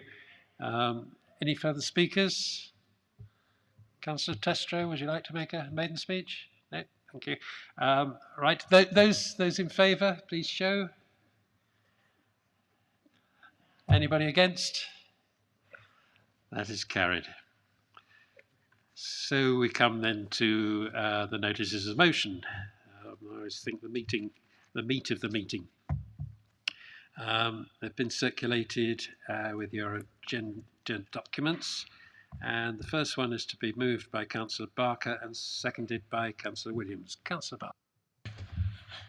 Yes, thank you, Mr. Mayor. And I refer now to the motion in relation to the flexibility of local council meetings. We're nearly coming up to 2 years since COVID hit the shores of this country. And in that 2 years, I think everybody in this chamber realises how it has affected not only the people of Derby, not only the people of the country, but it has also affected this local council in the way that it carries out its business. And we, for the first few months, of course, for the first year, the government was able to put in an emergency power that gave us the flexibility of being able to isolate ourselves and hold meetings in a remote atmosphere, and in order to protect us, protect the public, and also protect the officers that attend these meetings. And I mean, we're not just talking about the meeting here tonight, we're talking about the whole work and the whole ability of councils through its scrutiny boards, through all its many domestic areas that it has to work through, councillors working remotely from home, working in offices, and all the gambit that in actual fact the council relates to, and its many facets. And I think it's very appropriate as ever to not only at this moment in time say that we managed to work through that and managed to maintain some form of democracy in this council, and some form of scrutiny as well. But it's so difficult in actual fact to still, to this day, maintain a full range of council work, a full range of council duties, a full range of the scrutiny committees, and all the committees that in actual fact make up the workings of this council on a day-to-day basis. And without going through the text of this in full, I think council are already aware, because I've reported it previously, that in September of last year, I wrote originally to the Minister at GCHLG, pointing out, reminding the Minister that the emergency powers ceased in May of this year. We did receive a reply to that. That reply was, well, COVID will be over by then, so it's not necessary. Well, that's my praise of the words anyway. It's not necessary. The government are looking at it, are aware of it, but we hope to be able to return to some form of normality. Well, we all know that more normality didn't work. And of course, I wrote again in the early part of last year saying, what are you going to do about this, government? It's not working out. We are being stifled to be able to carry out our democratic processes by virtue of government inaction to, in actual fact, bring about a continuance of or new legislation which allows us to partially remote workings or a hybrid system.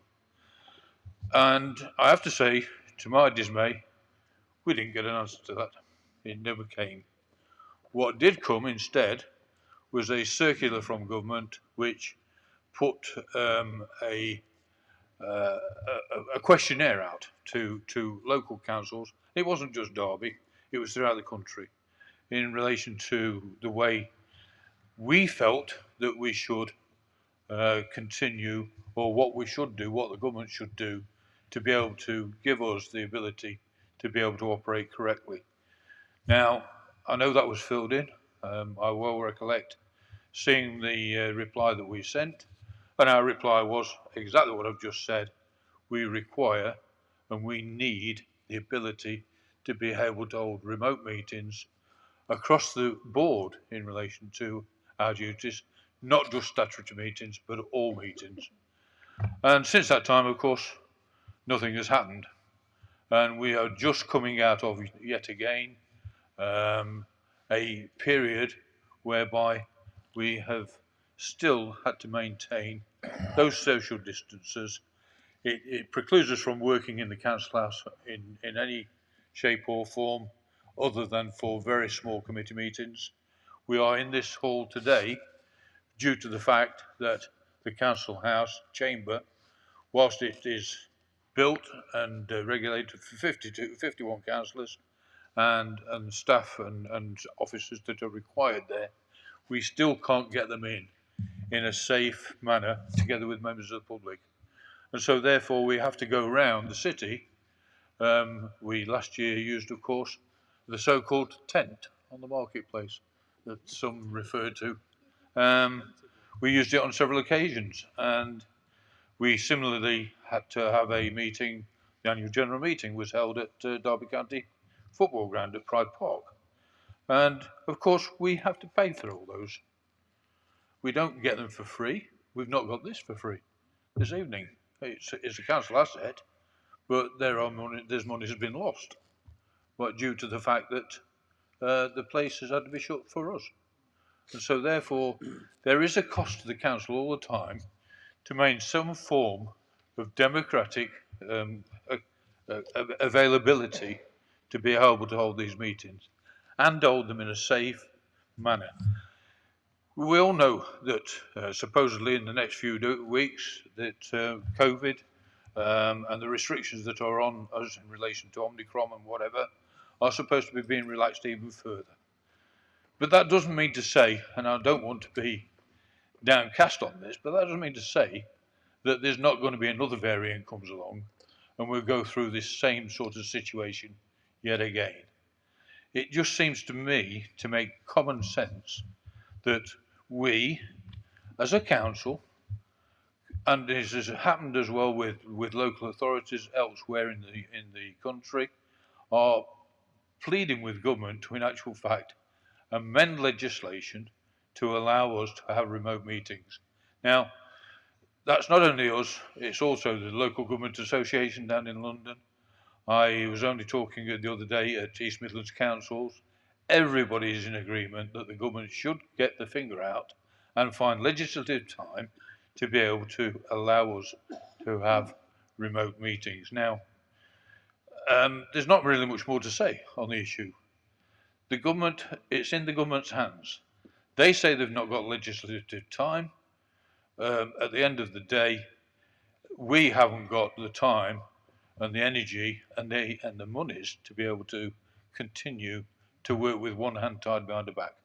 And so therefore, I'm just appealing to full council today to actually give us the ability to be able to write to government as a full council, not me as a cabinet member, as a full council, saying it is our view that it's about time that government actually did something about this. Now, I do note, Mr. Mayor, if you just bear with me for a second, I do note that the Liberal Democrats, in actual fact, have put a similar motion in at 14 on this agenda. And I did speak earlier with the leader, and the leader has gone into some detail in their motion in relation to some of the other factors that are causing concern in relation to the potential for the benefits of a remote meeting or a hybrid system that we are seeking. And so I'm more than happy here to ask the members of the Liberal Democrats whether or not they would wish to put an amendment to our motion where we can incorporate some of the matters that they've brought up, and at the same time they are suggesting as well, it's the leader of the council that actually writes the letter. I'm more than happy to concede that. It should be the leader of the council if it's writing on behalf of the full council, and I would ask that they be allowed to, in actual fact, probably put their motion to council now, and that we will agree to my group will agree to any amendment they may wish to put forward. Thank you. Thank you. Just procedurally, Councillor Williams, do you want to reserve your right to speak? No, Mr. Mayor, if it's okay with you, I'd like to speak. By all means. We are in a situation where an amendment has been invited, which we will continue after you've spoken. I will be quiet, Mr. Mayor, and take your guidance. Thank you. She still needs to second. You do second the motion as it stands. Thank you. I think, Councillor Martin, I know that you wish to speak on this, but I'm going to ask Councillor Skelton to put her amendment, if she would. Thank you very much, Mr. Mayor. Having had a little bit of time to think about quite how I would do this, it's actually quite easy.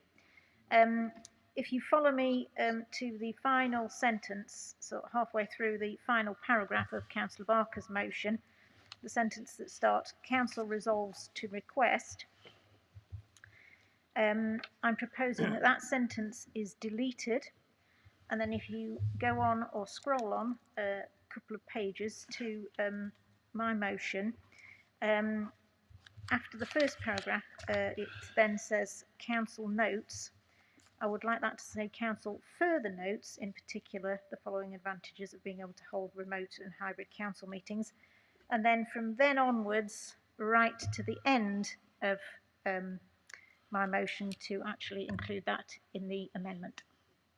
Thank you. Is that in writing somewhere? Is that? It's actually in writing on the agenda, so it's that people have either got it on paper or okay. Thank you. On their screens. Is that amendment seconded? Councillor Testro, thank you. That's fine.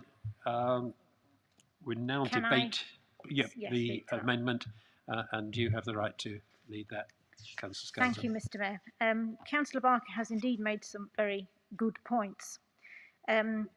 But as over the past few years, we as a council have been thinking about such matters as how we might encourage more councillors and more people to put themselves forward to be councillors, particularly women, but not exclusively so, people who might have caring commitments or perhaps have some issues themselves. Maybe they have a disability that means that they can't always get out to physical meetings.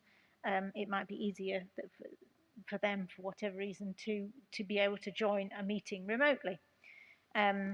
Whereas other councillors may wish to join a meeting in person. So other issues as well, such as climate change. Obviously, most of us today have either driven here by car or potentially cycled, or some of us have walked. But when we actually start making changes to our lives, which obviously we all had to when we were all on solely remote meetings, we were all lowering our carbon footprint, which is something obviously we all need to keep doing. And to have a system of meetings, remote meetings, whereby we can more easily do that will be very useful. It can also have benefits for members of the public because, again, busy lives, we often meet at 6 o'clock, which is often the time when people are having an evening meal or getting kids to bed or whatever. But as we've all done before, we're doing things like cooking a meal. We can, if we want to tune into what's happening at the council meeting, we can, or a meeting or whatever, we can actually just have it up on YouTube ourselves. And it does mean, and I believe there is evidence to show that while we were on virtual meetings, there were more people watching and participating and educating themselves about how the council runs and how the city runs itself. So this would be all the more reasons for actually going to a system where we ourselves as a council could choose whether meetings are going to be held in person or all virtual, or a mixture of both, as and when the situation changes. As Councillor Barker said, you know, there's been predictions about the demise and end of COVID for some time, but we're still dealing with it now. So we can't really make any solid predictions about what's going to happen in the future. So yes, we would like I think the whole council to get behind this and ask the leader of the council, obviously, to write to the Secretary of State for Levelling Up Housing and Communities to urge that a permanent amendment to the meeting rules that are set out in the Local Government Act 1972 be made, so that we are enabled to hold virtual, hybrid or physical meetings. And we also write to our local MPs to ask for their support in pursuing this in Parliament. And we also obviously like council officers to think about what changes may or may not be needed to our constitution to facilitate this opportunity. And also that we ourselves continue as a council to explore our use of technology so that we are ready when hopefully Parliament has time to put this legislation through. Thank you, Mr. Mayor. Okay. Councillor Testrew, do you wish to speak now or reserve your right? Thank you. On the amendment, Councillor Martin.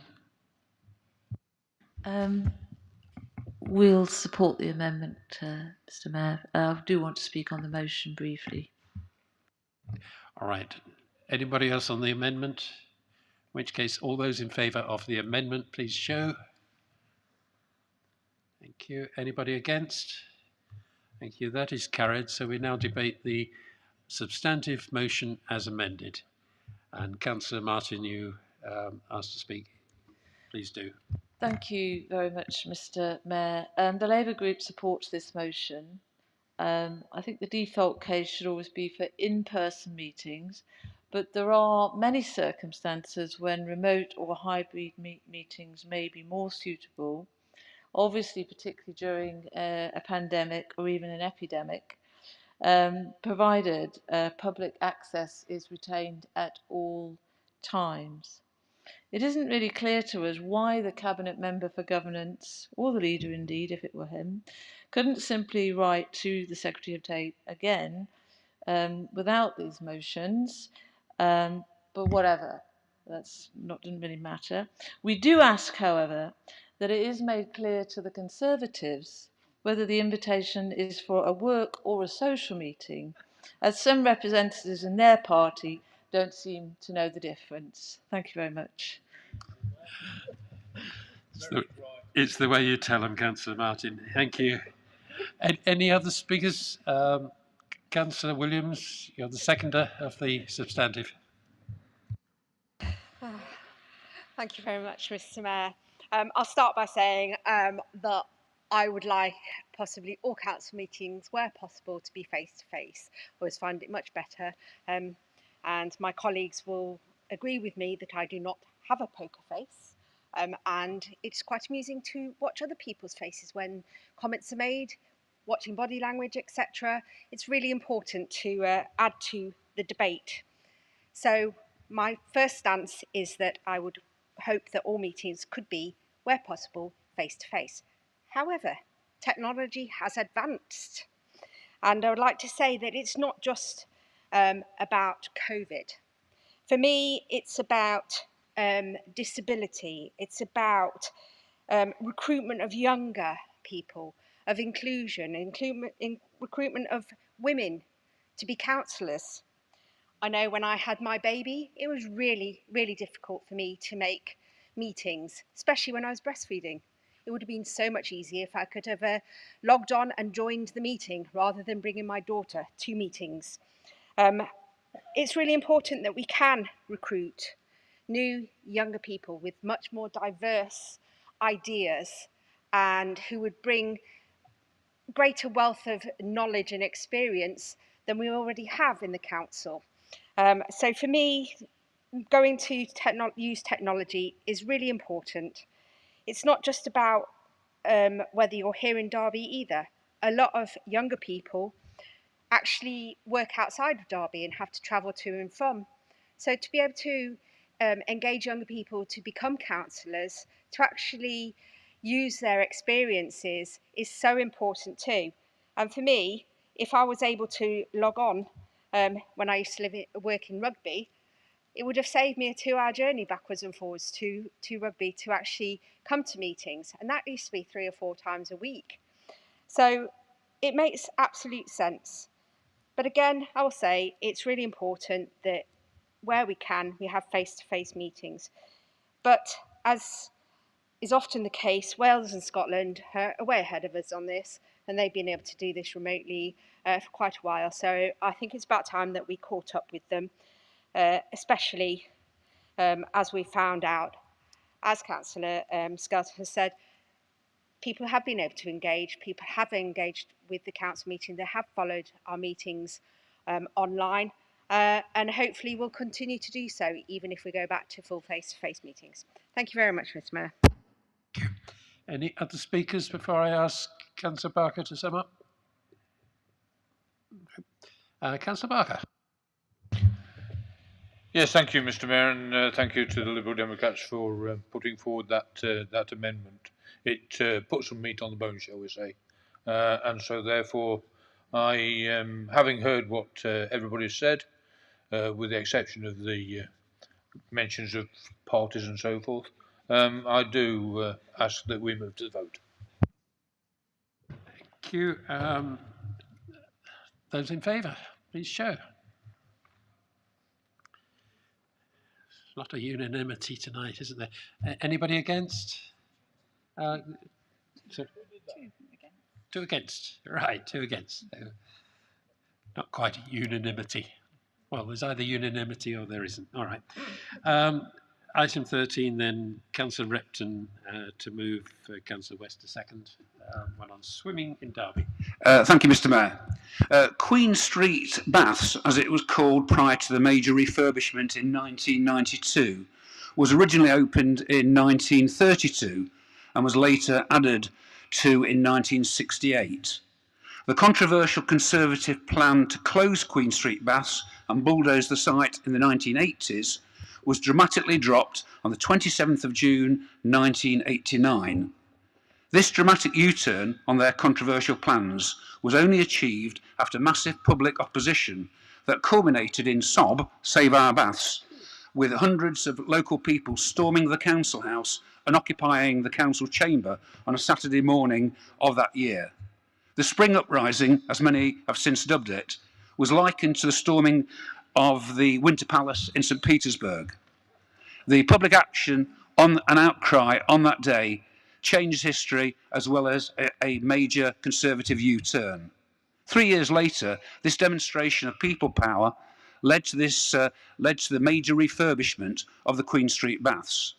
The Queen personally came to Derby and opened the Queen's Leisure Centre in 1992.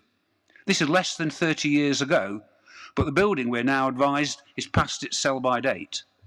If this is correct and Queen's has to close, then it is essential that a centrally located replacement is now committed to and provided in the very near future. The current administration's tactic to try to diffuse the public outcry against Queen's closure is to kick it into the long grass by simply saying, we'll look at swimming needs in the city in 3 to 5 years' time. This is simply not acceptable to us in the Labour Party and, more importantly, not acceptable to the people of Derby. Leaving Derby with no centrally located pool will mean that tens of thousands of people each and every year, for the first time in a generation, will have no easily accessible pool for them and their families to use. Instead of a brief walk, cycle or one short bus journey, the public will now be facing a lengthy journey which will require at least 2 separate bus journeys to get to, as well as the additional cost of doing so. This city and its people need and rightly demand a centrally located pool to be planned for and provided before Queen's closes. We must all recognise the vital role swimming plays in the life of communities, bringing together people from all backgrounds and all parts of the city so they can enjoy their free time in a way that is not only good for their physical health, but good for their mental health as well. We still don't know who the private operator of Morway Sports Village will be, nor do we know what their charging policy will be and whether their prices will lead to further decline in the numbers of people swimming in this city. This administration is planning to halve the number of municipal pools available to the public, and that there were only a few years ago. And this is totally unacceptable and a retrograde step that must be opposed. Closure of the Queen's Leisure Centre will not only halve the numbers of pool spaces there previously were, but it will also lead to a decline in the numbers of people swimming in the city due to difficulties in accessing the remaining solitary swimming pool. I urge all members of this council tonight to support this motion to ensure there is a centrally located replacement pool for Queen's if the decision is made to close it. Thank you, Mr. Mayor. Thank you, Councillor Repton, and thank you for the, the reminder of the 1980s when the Conservative administration made a U-turn. I was the one that made it. And I think you were part of SOB at the time. Yeah, right. Okay, thanks for the trip down memory lane. Councillor West, do you wish to speak now or reserve your right? I'll second the motion, Mr. Mayor, and reserve my right to speak. Thank you. Any other speakers? Councillor Nater. Thank you, Mr. Mayor. Mr. Mayor, I think we're going to support this motion because I think swimming provision in the city has been reduced. If you recall back in 2009, when I was Cabinet Member for Leisure and Culture, I proposed the provision in the city so that it may be accessible to residents in their areas. So it was east, west, north and south. For example, a prime example was Springwood Leisure Centre was proposed to get a pool there. So I think, you know, if we look back at those plans, and if possible, looking forward to the future, I think that these should be taken into consideration. Thank you. Thank you.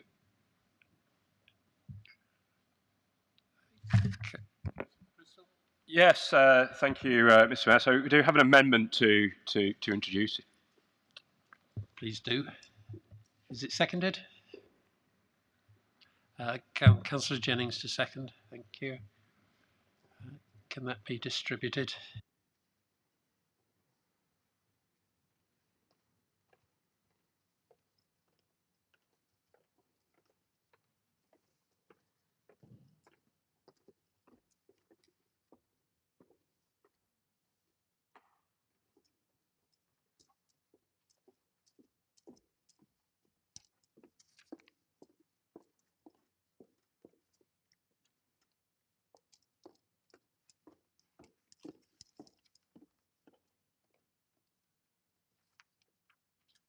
Everybody got a copy? Good.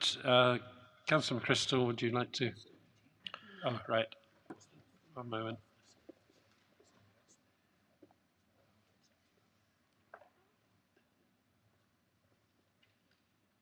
Is that it? Councillor McChrystal. Yes, thank you, Mr. Mayor. So I don't know whether to address the motion or Councillor Repton's post-ramble, but I'll stick to the motion. So in terms of the first part of the motion, absolutely agree. The council, this administration recognises the vital role in swimming pools play in our local community, no question about it. As a consequence, we've built an absolute state-of-the-art nationally leading leisure complex called Moorway Sports Village that is soon to be open. We certainly recognise the enormous benefit that swimming brings to the good folks of Derby, in fact the good folks of England.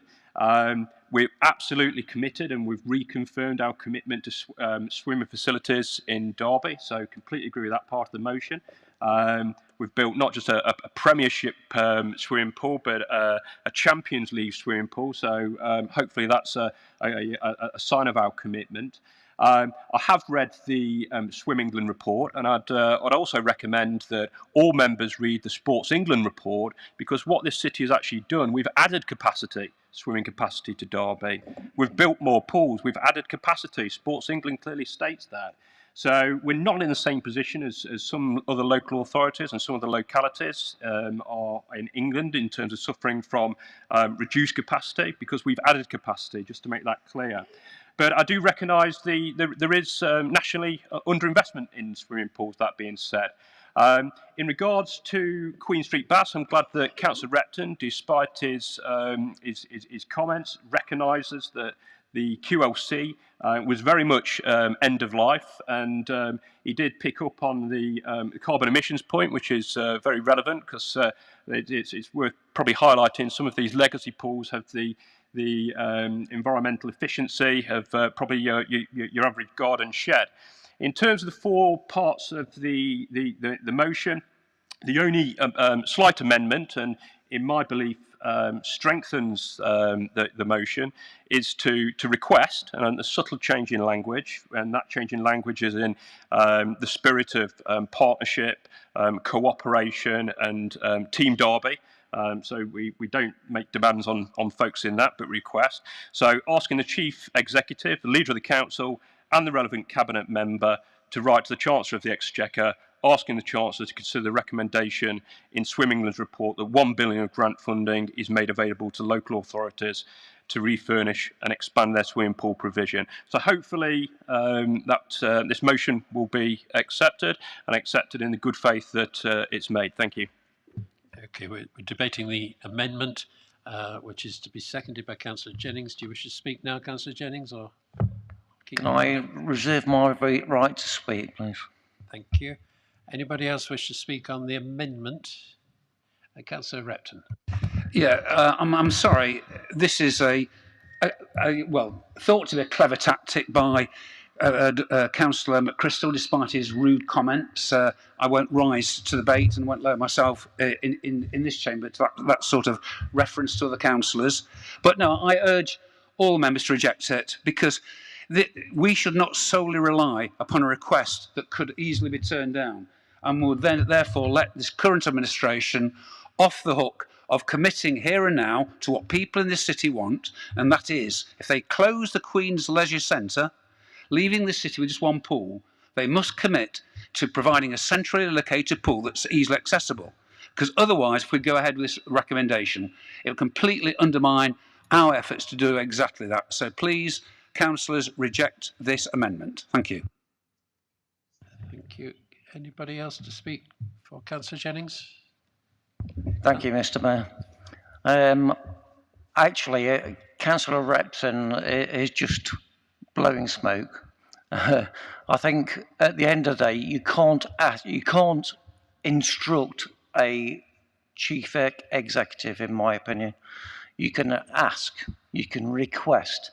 That's actually the polite way of doing things. So I agree with the amendment. Any other speakers on the amendment? In which case, can I have a show of hands in favour of the amendment? Please show.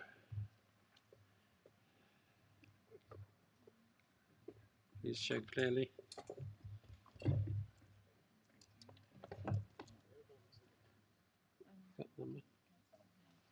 Okay, right.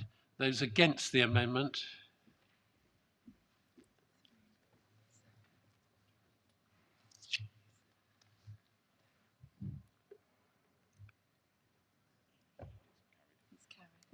It's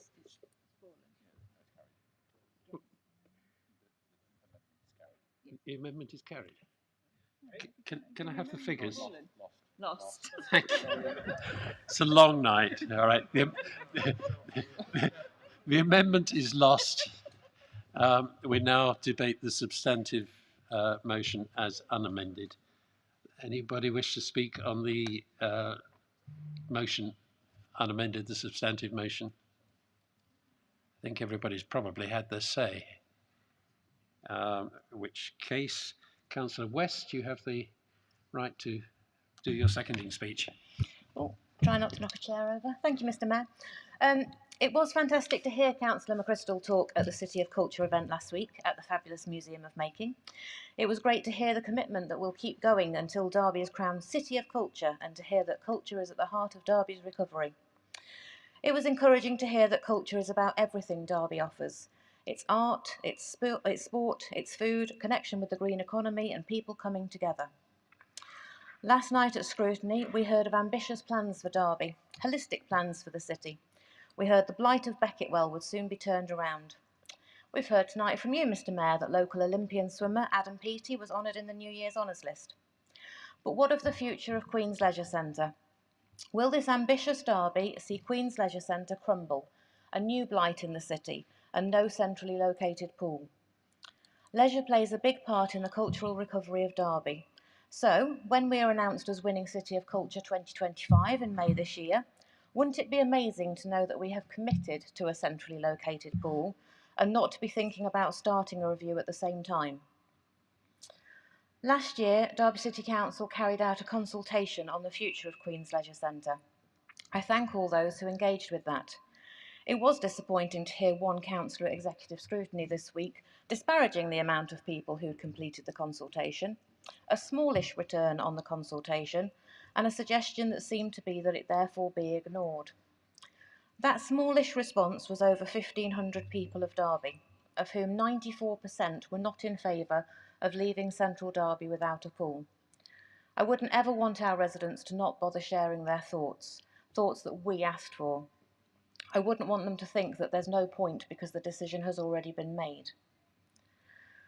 We've been told there's no business case to create another pool right now, but over 1,500 residents completed the consultation to show that demand is there for a centrally located pool. A petition of over 1,800 valid signatures gives further weight to this. Given the amount of money that swimming saves the NHS, the physical and mental health benefits of swimming, important life-saving lessons learnt, the potential to produce more champions and medalists, Surely we owe the residents of Derby excellent swimming facilities, both on my doorstep at Moorways and also in the city at a centrally located pool. As a ward councillor, I welcome the opening of Moorways this spring and sincerely hope it will be accessible and affordable for all residents. We've been told that the prediction is that there will be no increase in swimmers before 2028, yet the demand for the fantastic, soon-to-be-opened Moorways is unknown. Surely it is prudent for the council to carry out a review now, or at least as soon as Moorways opens. I ask you to support this motion. Thank you, Councillor West. Councillor Repton, sum up. Yes, Mr Mayor, I'll be very brief. We must not allow this administration to water down the demands and needs of thousands of people in this city, nor to kick this important issue into the long grass. Please support the overwhelming numbers of people, the majority, who in the consultation want a centrally located pool. I move this motion, Mr Mayor. Thank you. Can you water down in the long run? Never mind. Okay. Those in favour, please show. The substantive motion.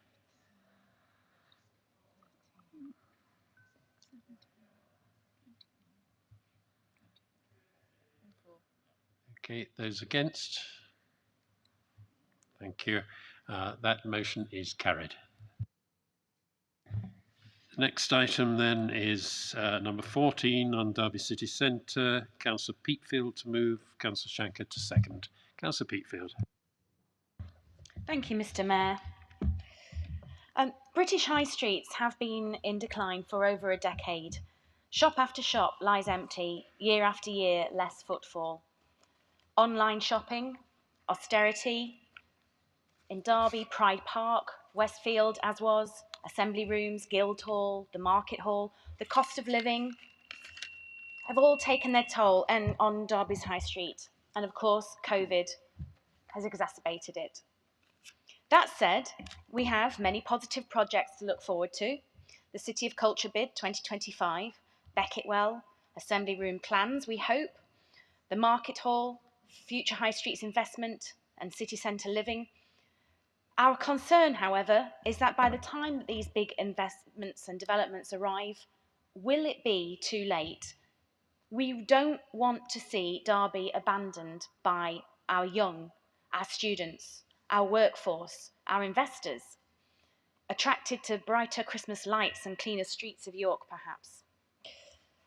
Long-term plans are important. We need them. It's the council's job, it's the administration's job, and there are exciting things to come.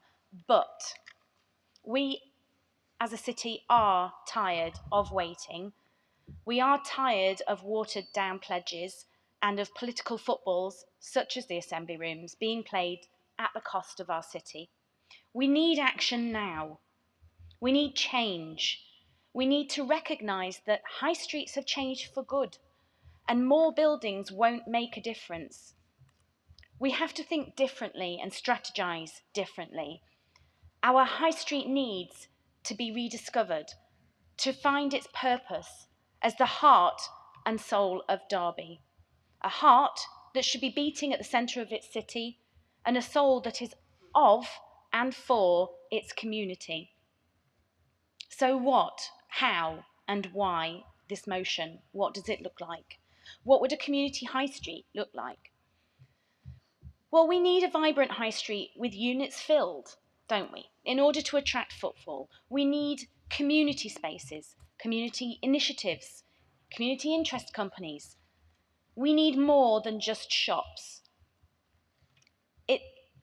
It looks like empty units that are filled with pop-up shops, meanwhile uses, flexible spaces, temporary market stalls, creative spaces for making and creating places.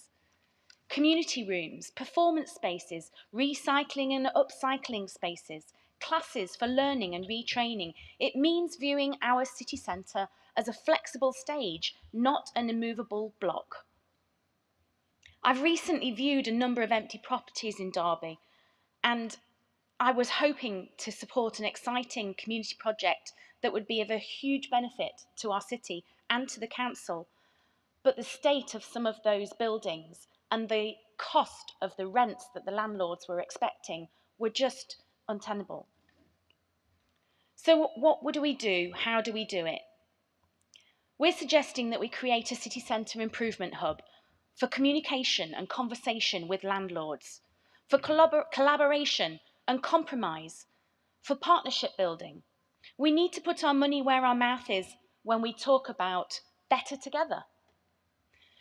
We need to work together, councils, charities, community partners, anchor institutions, residents, businesses, landlords, Marketing Derby and the bids, for these discussions to forge a way forward together, filling those spaces, making it easy for community groups to organise, for cooperatives to form, to help them find the information they need, apply for the grants to renovate empty buildings, in return for lower rents. We can negotiate this if we work together.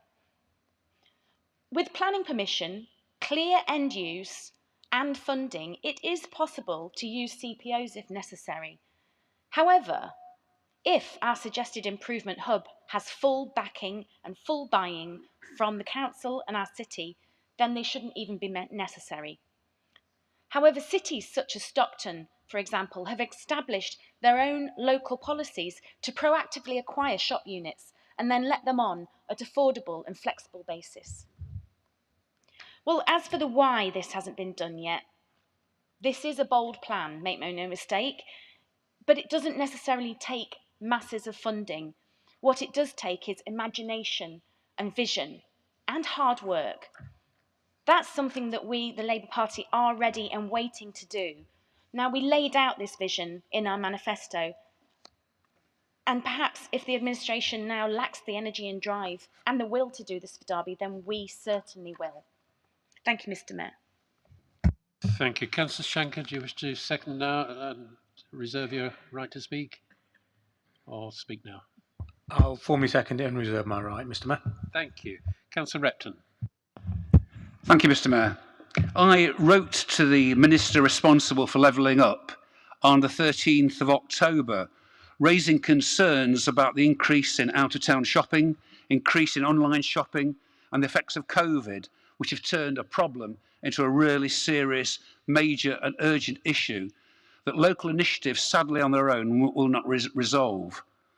I likened the efforts that we'd had so far, whilst they're to be appreciated, it was a bit like rearranging the deck chairs on the Titanic as far as our great high streets are concerned in this city and elsewhere. I raised this at executive scrutiny in October, and at the Cabinet meeting, I was advised, because I asked the Cabinet to write to the Levelling Up Minister, they advised me to write, which I did. And I've had a long and lengthy reply. To paraphrase it, they said that I was right to raise these issues. They are of major concern to government. There are various initiatives they applaud that we're doing in the city.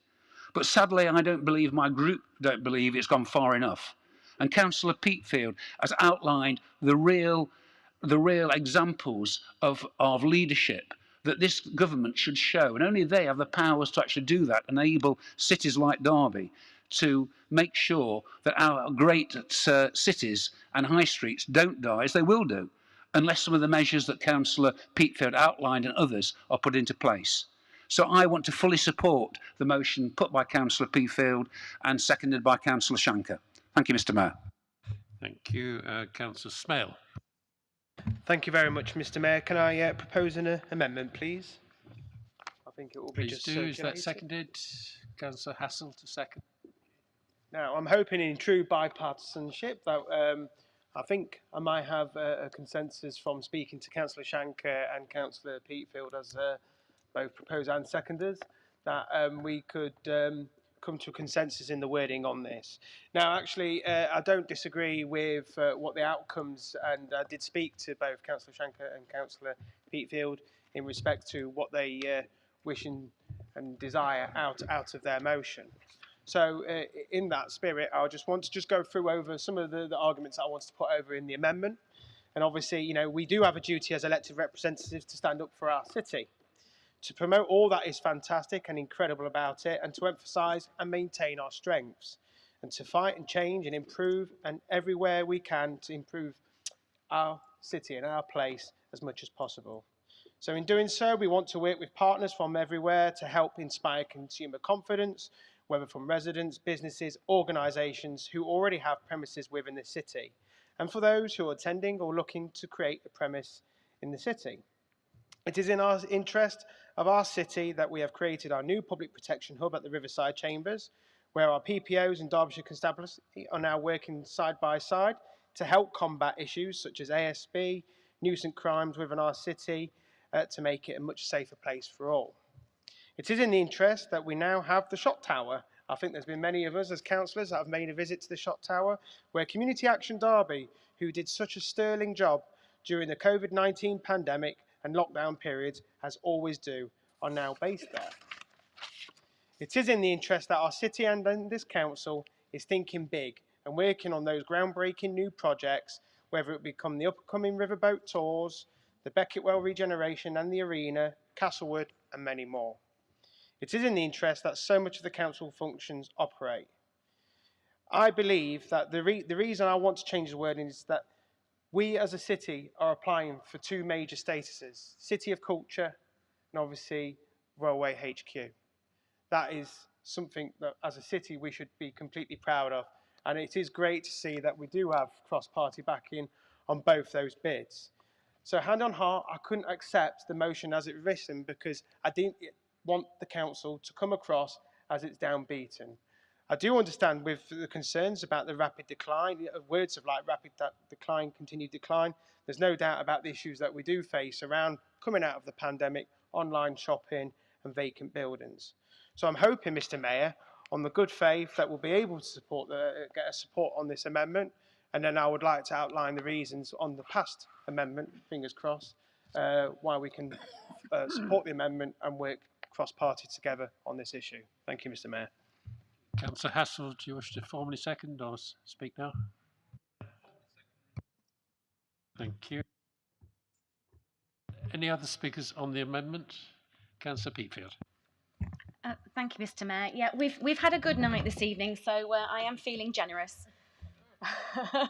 we acknowledge that in wanting to do the best for Derby, it serves our city best to not refer negatively to it.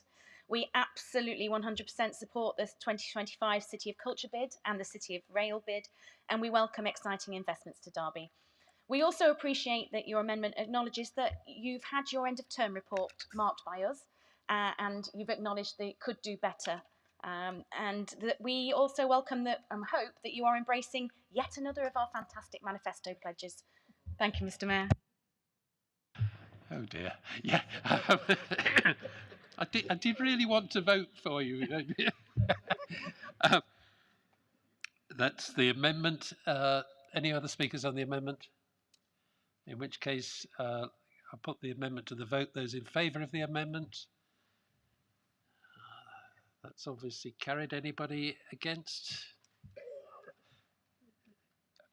Was that a vote against, Councillor Shanker? All right, yeah, okay. So let's debate the substantive motion as amended. Anybody wish to speak? Yes, I think you're probably going to carry on where you left off, aren't you? Councillor Smale. Thank you very much, Mr. Mayor. I want to thank colleagues and everyone for supporting the amendment this evening. As local councillors, it is our duty to support our city as we face these challenges, and I feel the amended motion now does that. As I discussed previously, my group are fully aware of the challenges that Derby faces, and we are meeting these challenges head on by already doing many of the things discussed in the motion before. While the Becketwell regeneration might not be completed, it is already inspiring confidence for the city. Look at the Granger's multi-million-pound investment in the first phase of high-quality apartments, which will bring working professionals into our city, along with Bamboo Cloud's commitment to create a city centre business HQ nearby. A success for Derby under this administration, which will bring the revenue and footfall into the city centre. We now mention the success of the Castle Ward development, with Phase 3 up and coming in the next few weeks and the DRI redevelopment going at pace. You can see the knock-on confidence in the recent acquisition by the Stuart Hotel, and that is on London Road, with a new buyer after Best Western sold the asset. A success for Derby under this administration, which will bring that revenue and footfall that is much needed in the city centre. The motion references liaising with landlords around properties, which of course we are already doing. These are never overnight projects, but we are identifying landlords and developing meanwhile use and other interventions at possibly the earliest possible opportunity, including alongside the business improvement districts. Mr. Mayor, a success on this up and coming with 10 properties identified for window treatments, and our strategic housing team are working with parties to bring back spaces above shops for city centre living. I can't stress the importance of city centre living. Similarly, we have creating a cross-discipline team to improve navigation through various teams. An external landlord may need to liaise with to support developers and investors and bring that revenue and presence and footfall into the city. We're also exploring the possibility of urban rooms, where people can engage with the city regen plans, helping to increase the consumer confidence and allowing partners like Historic England, Homes England and others to be easily brought in. Additionally, to meet the challenges the city centre faces, this council recognises the increased need to reduce the almost complete reliance on retail, the stable of the high street previously, and further explore and develop our cultural arm under the Vibrant City theme. It is in this respect that we are undergoing a cultural study to identify cultural assets and strengthen our cultural offer. We, of course, have been huge successes in the Museum of Making, Derby Ram Trail and the Derby Fest Day. Long may that continue.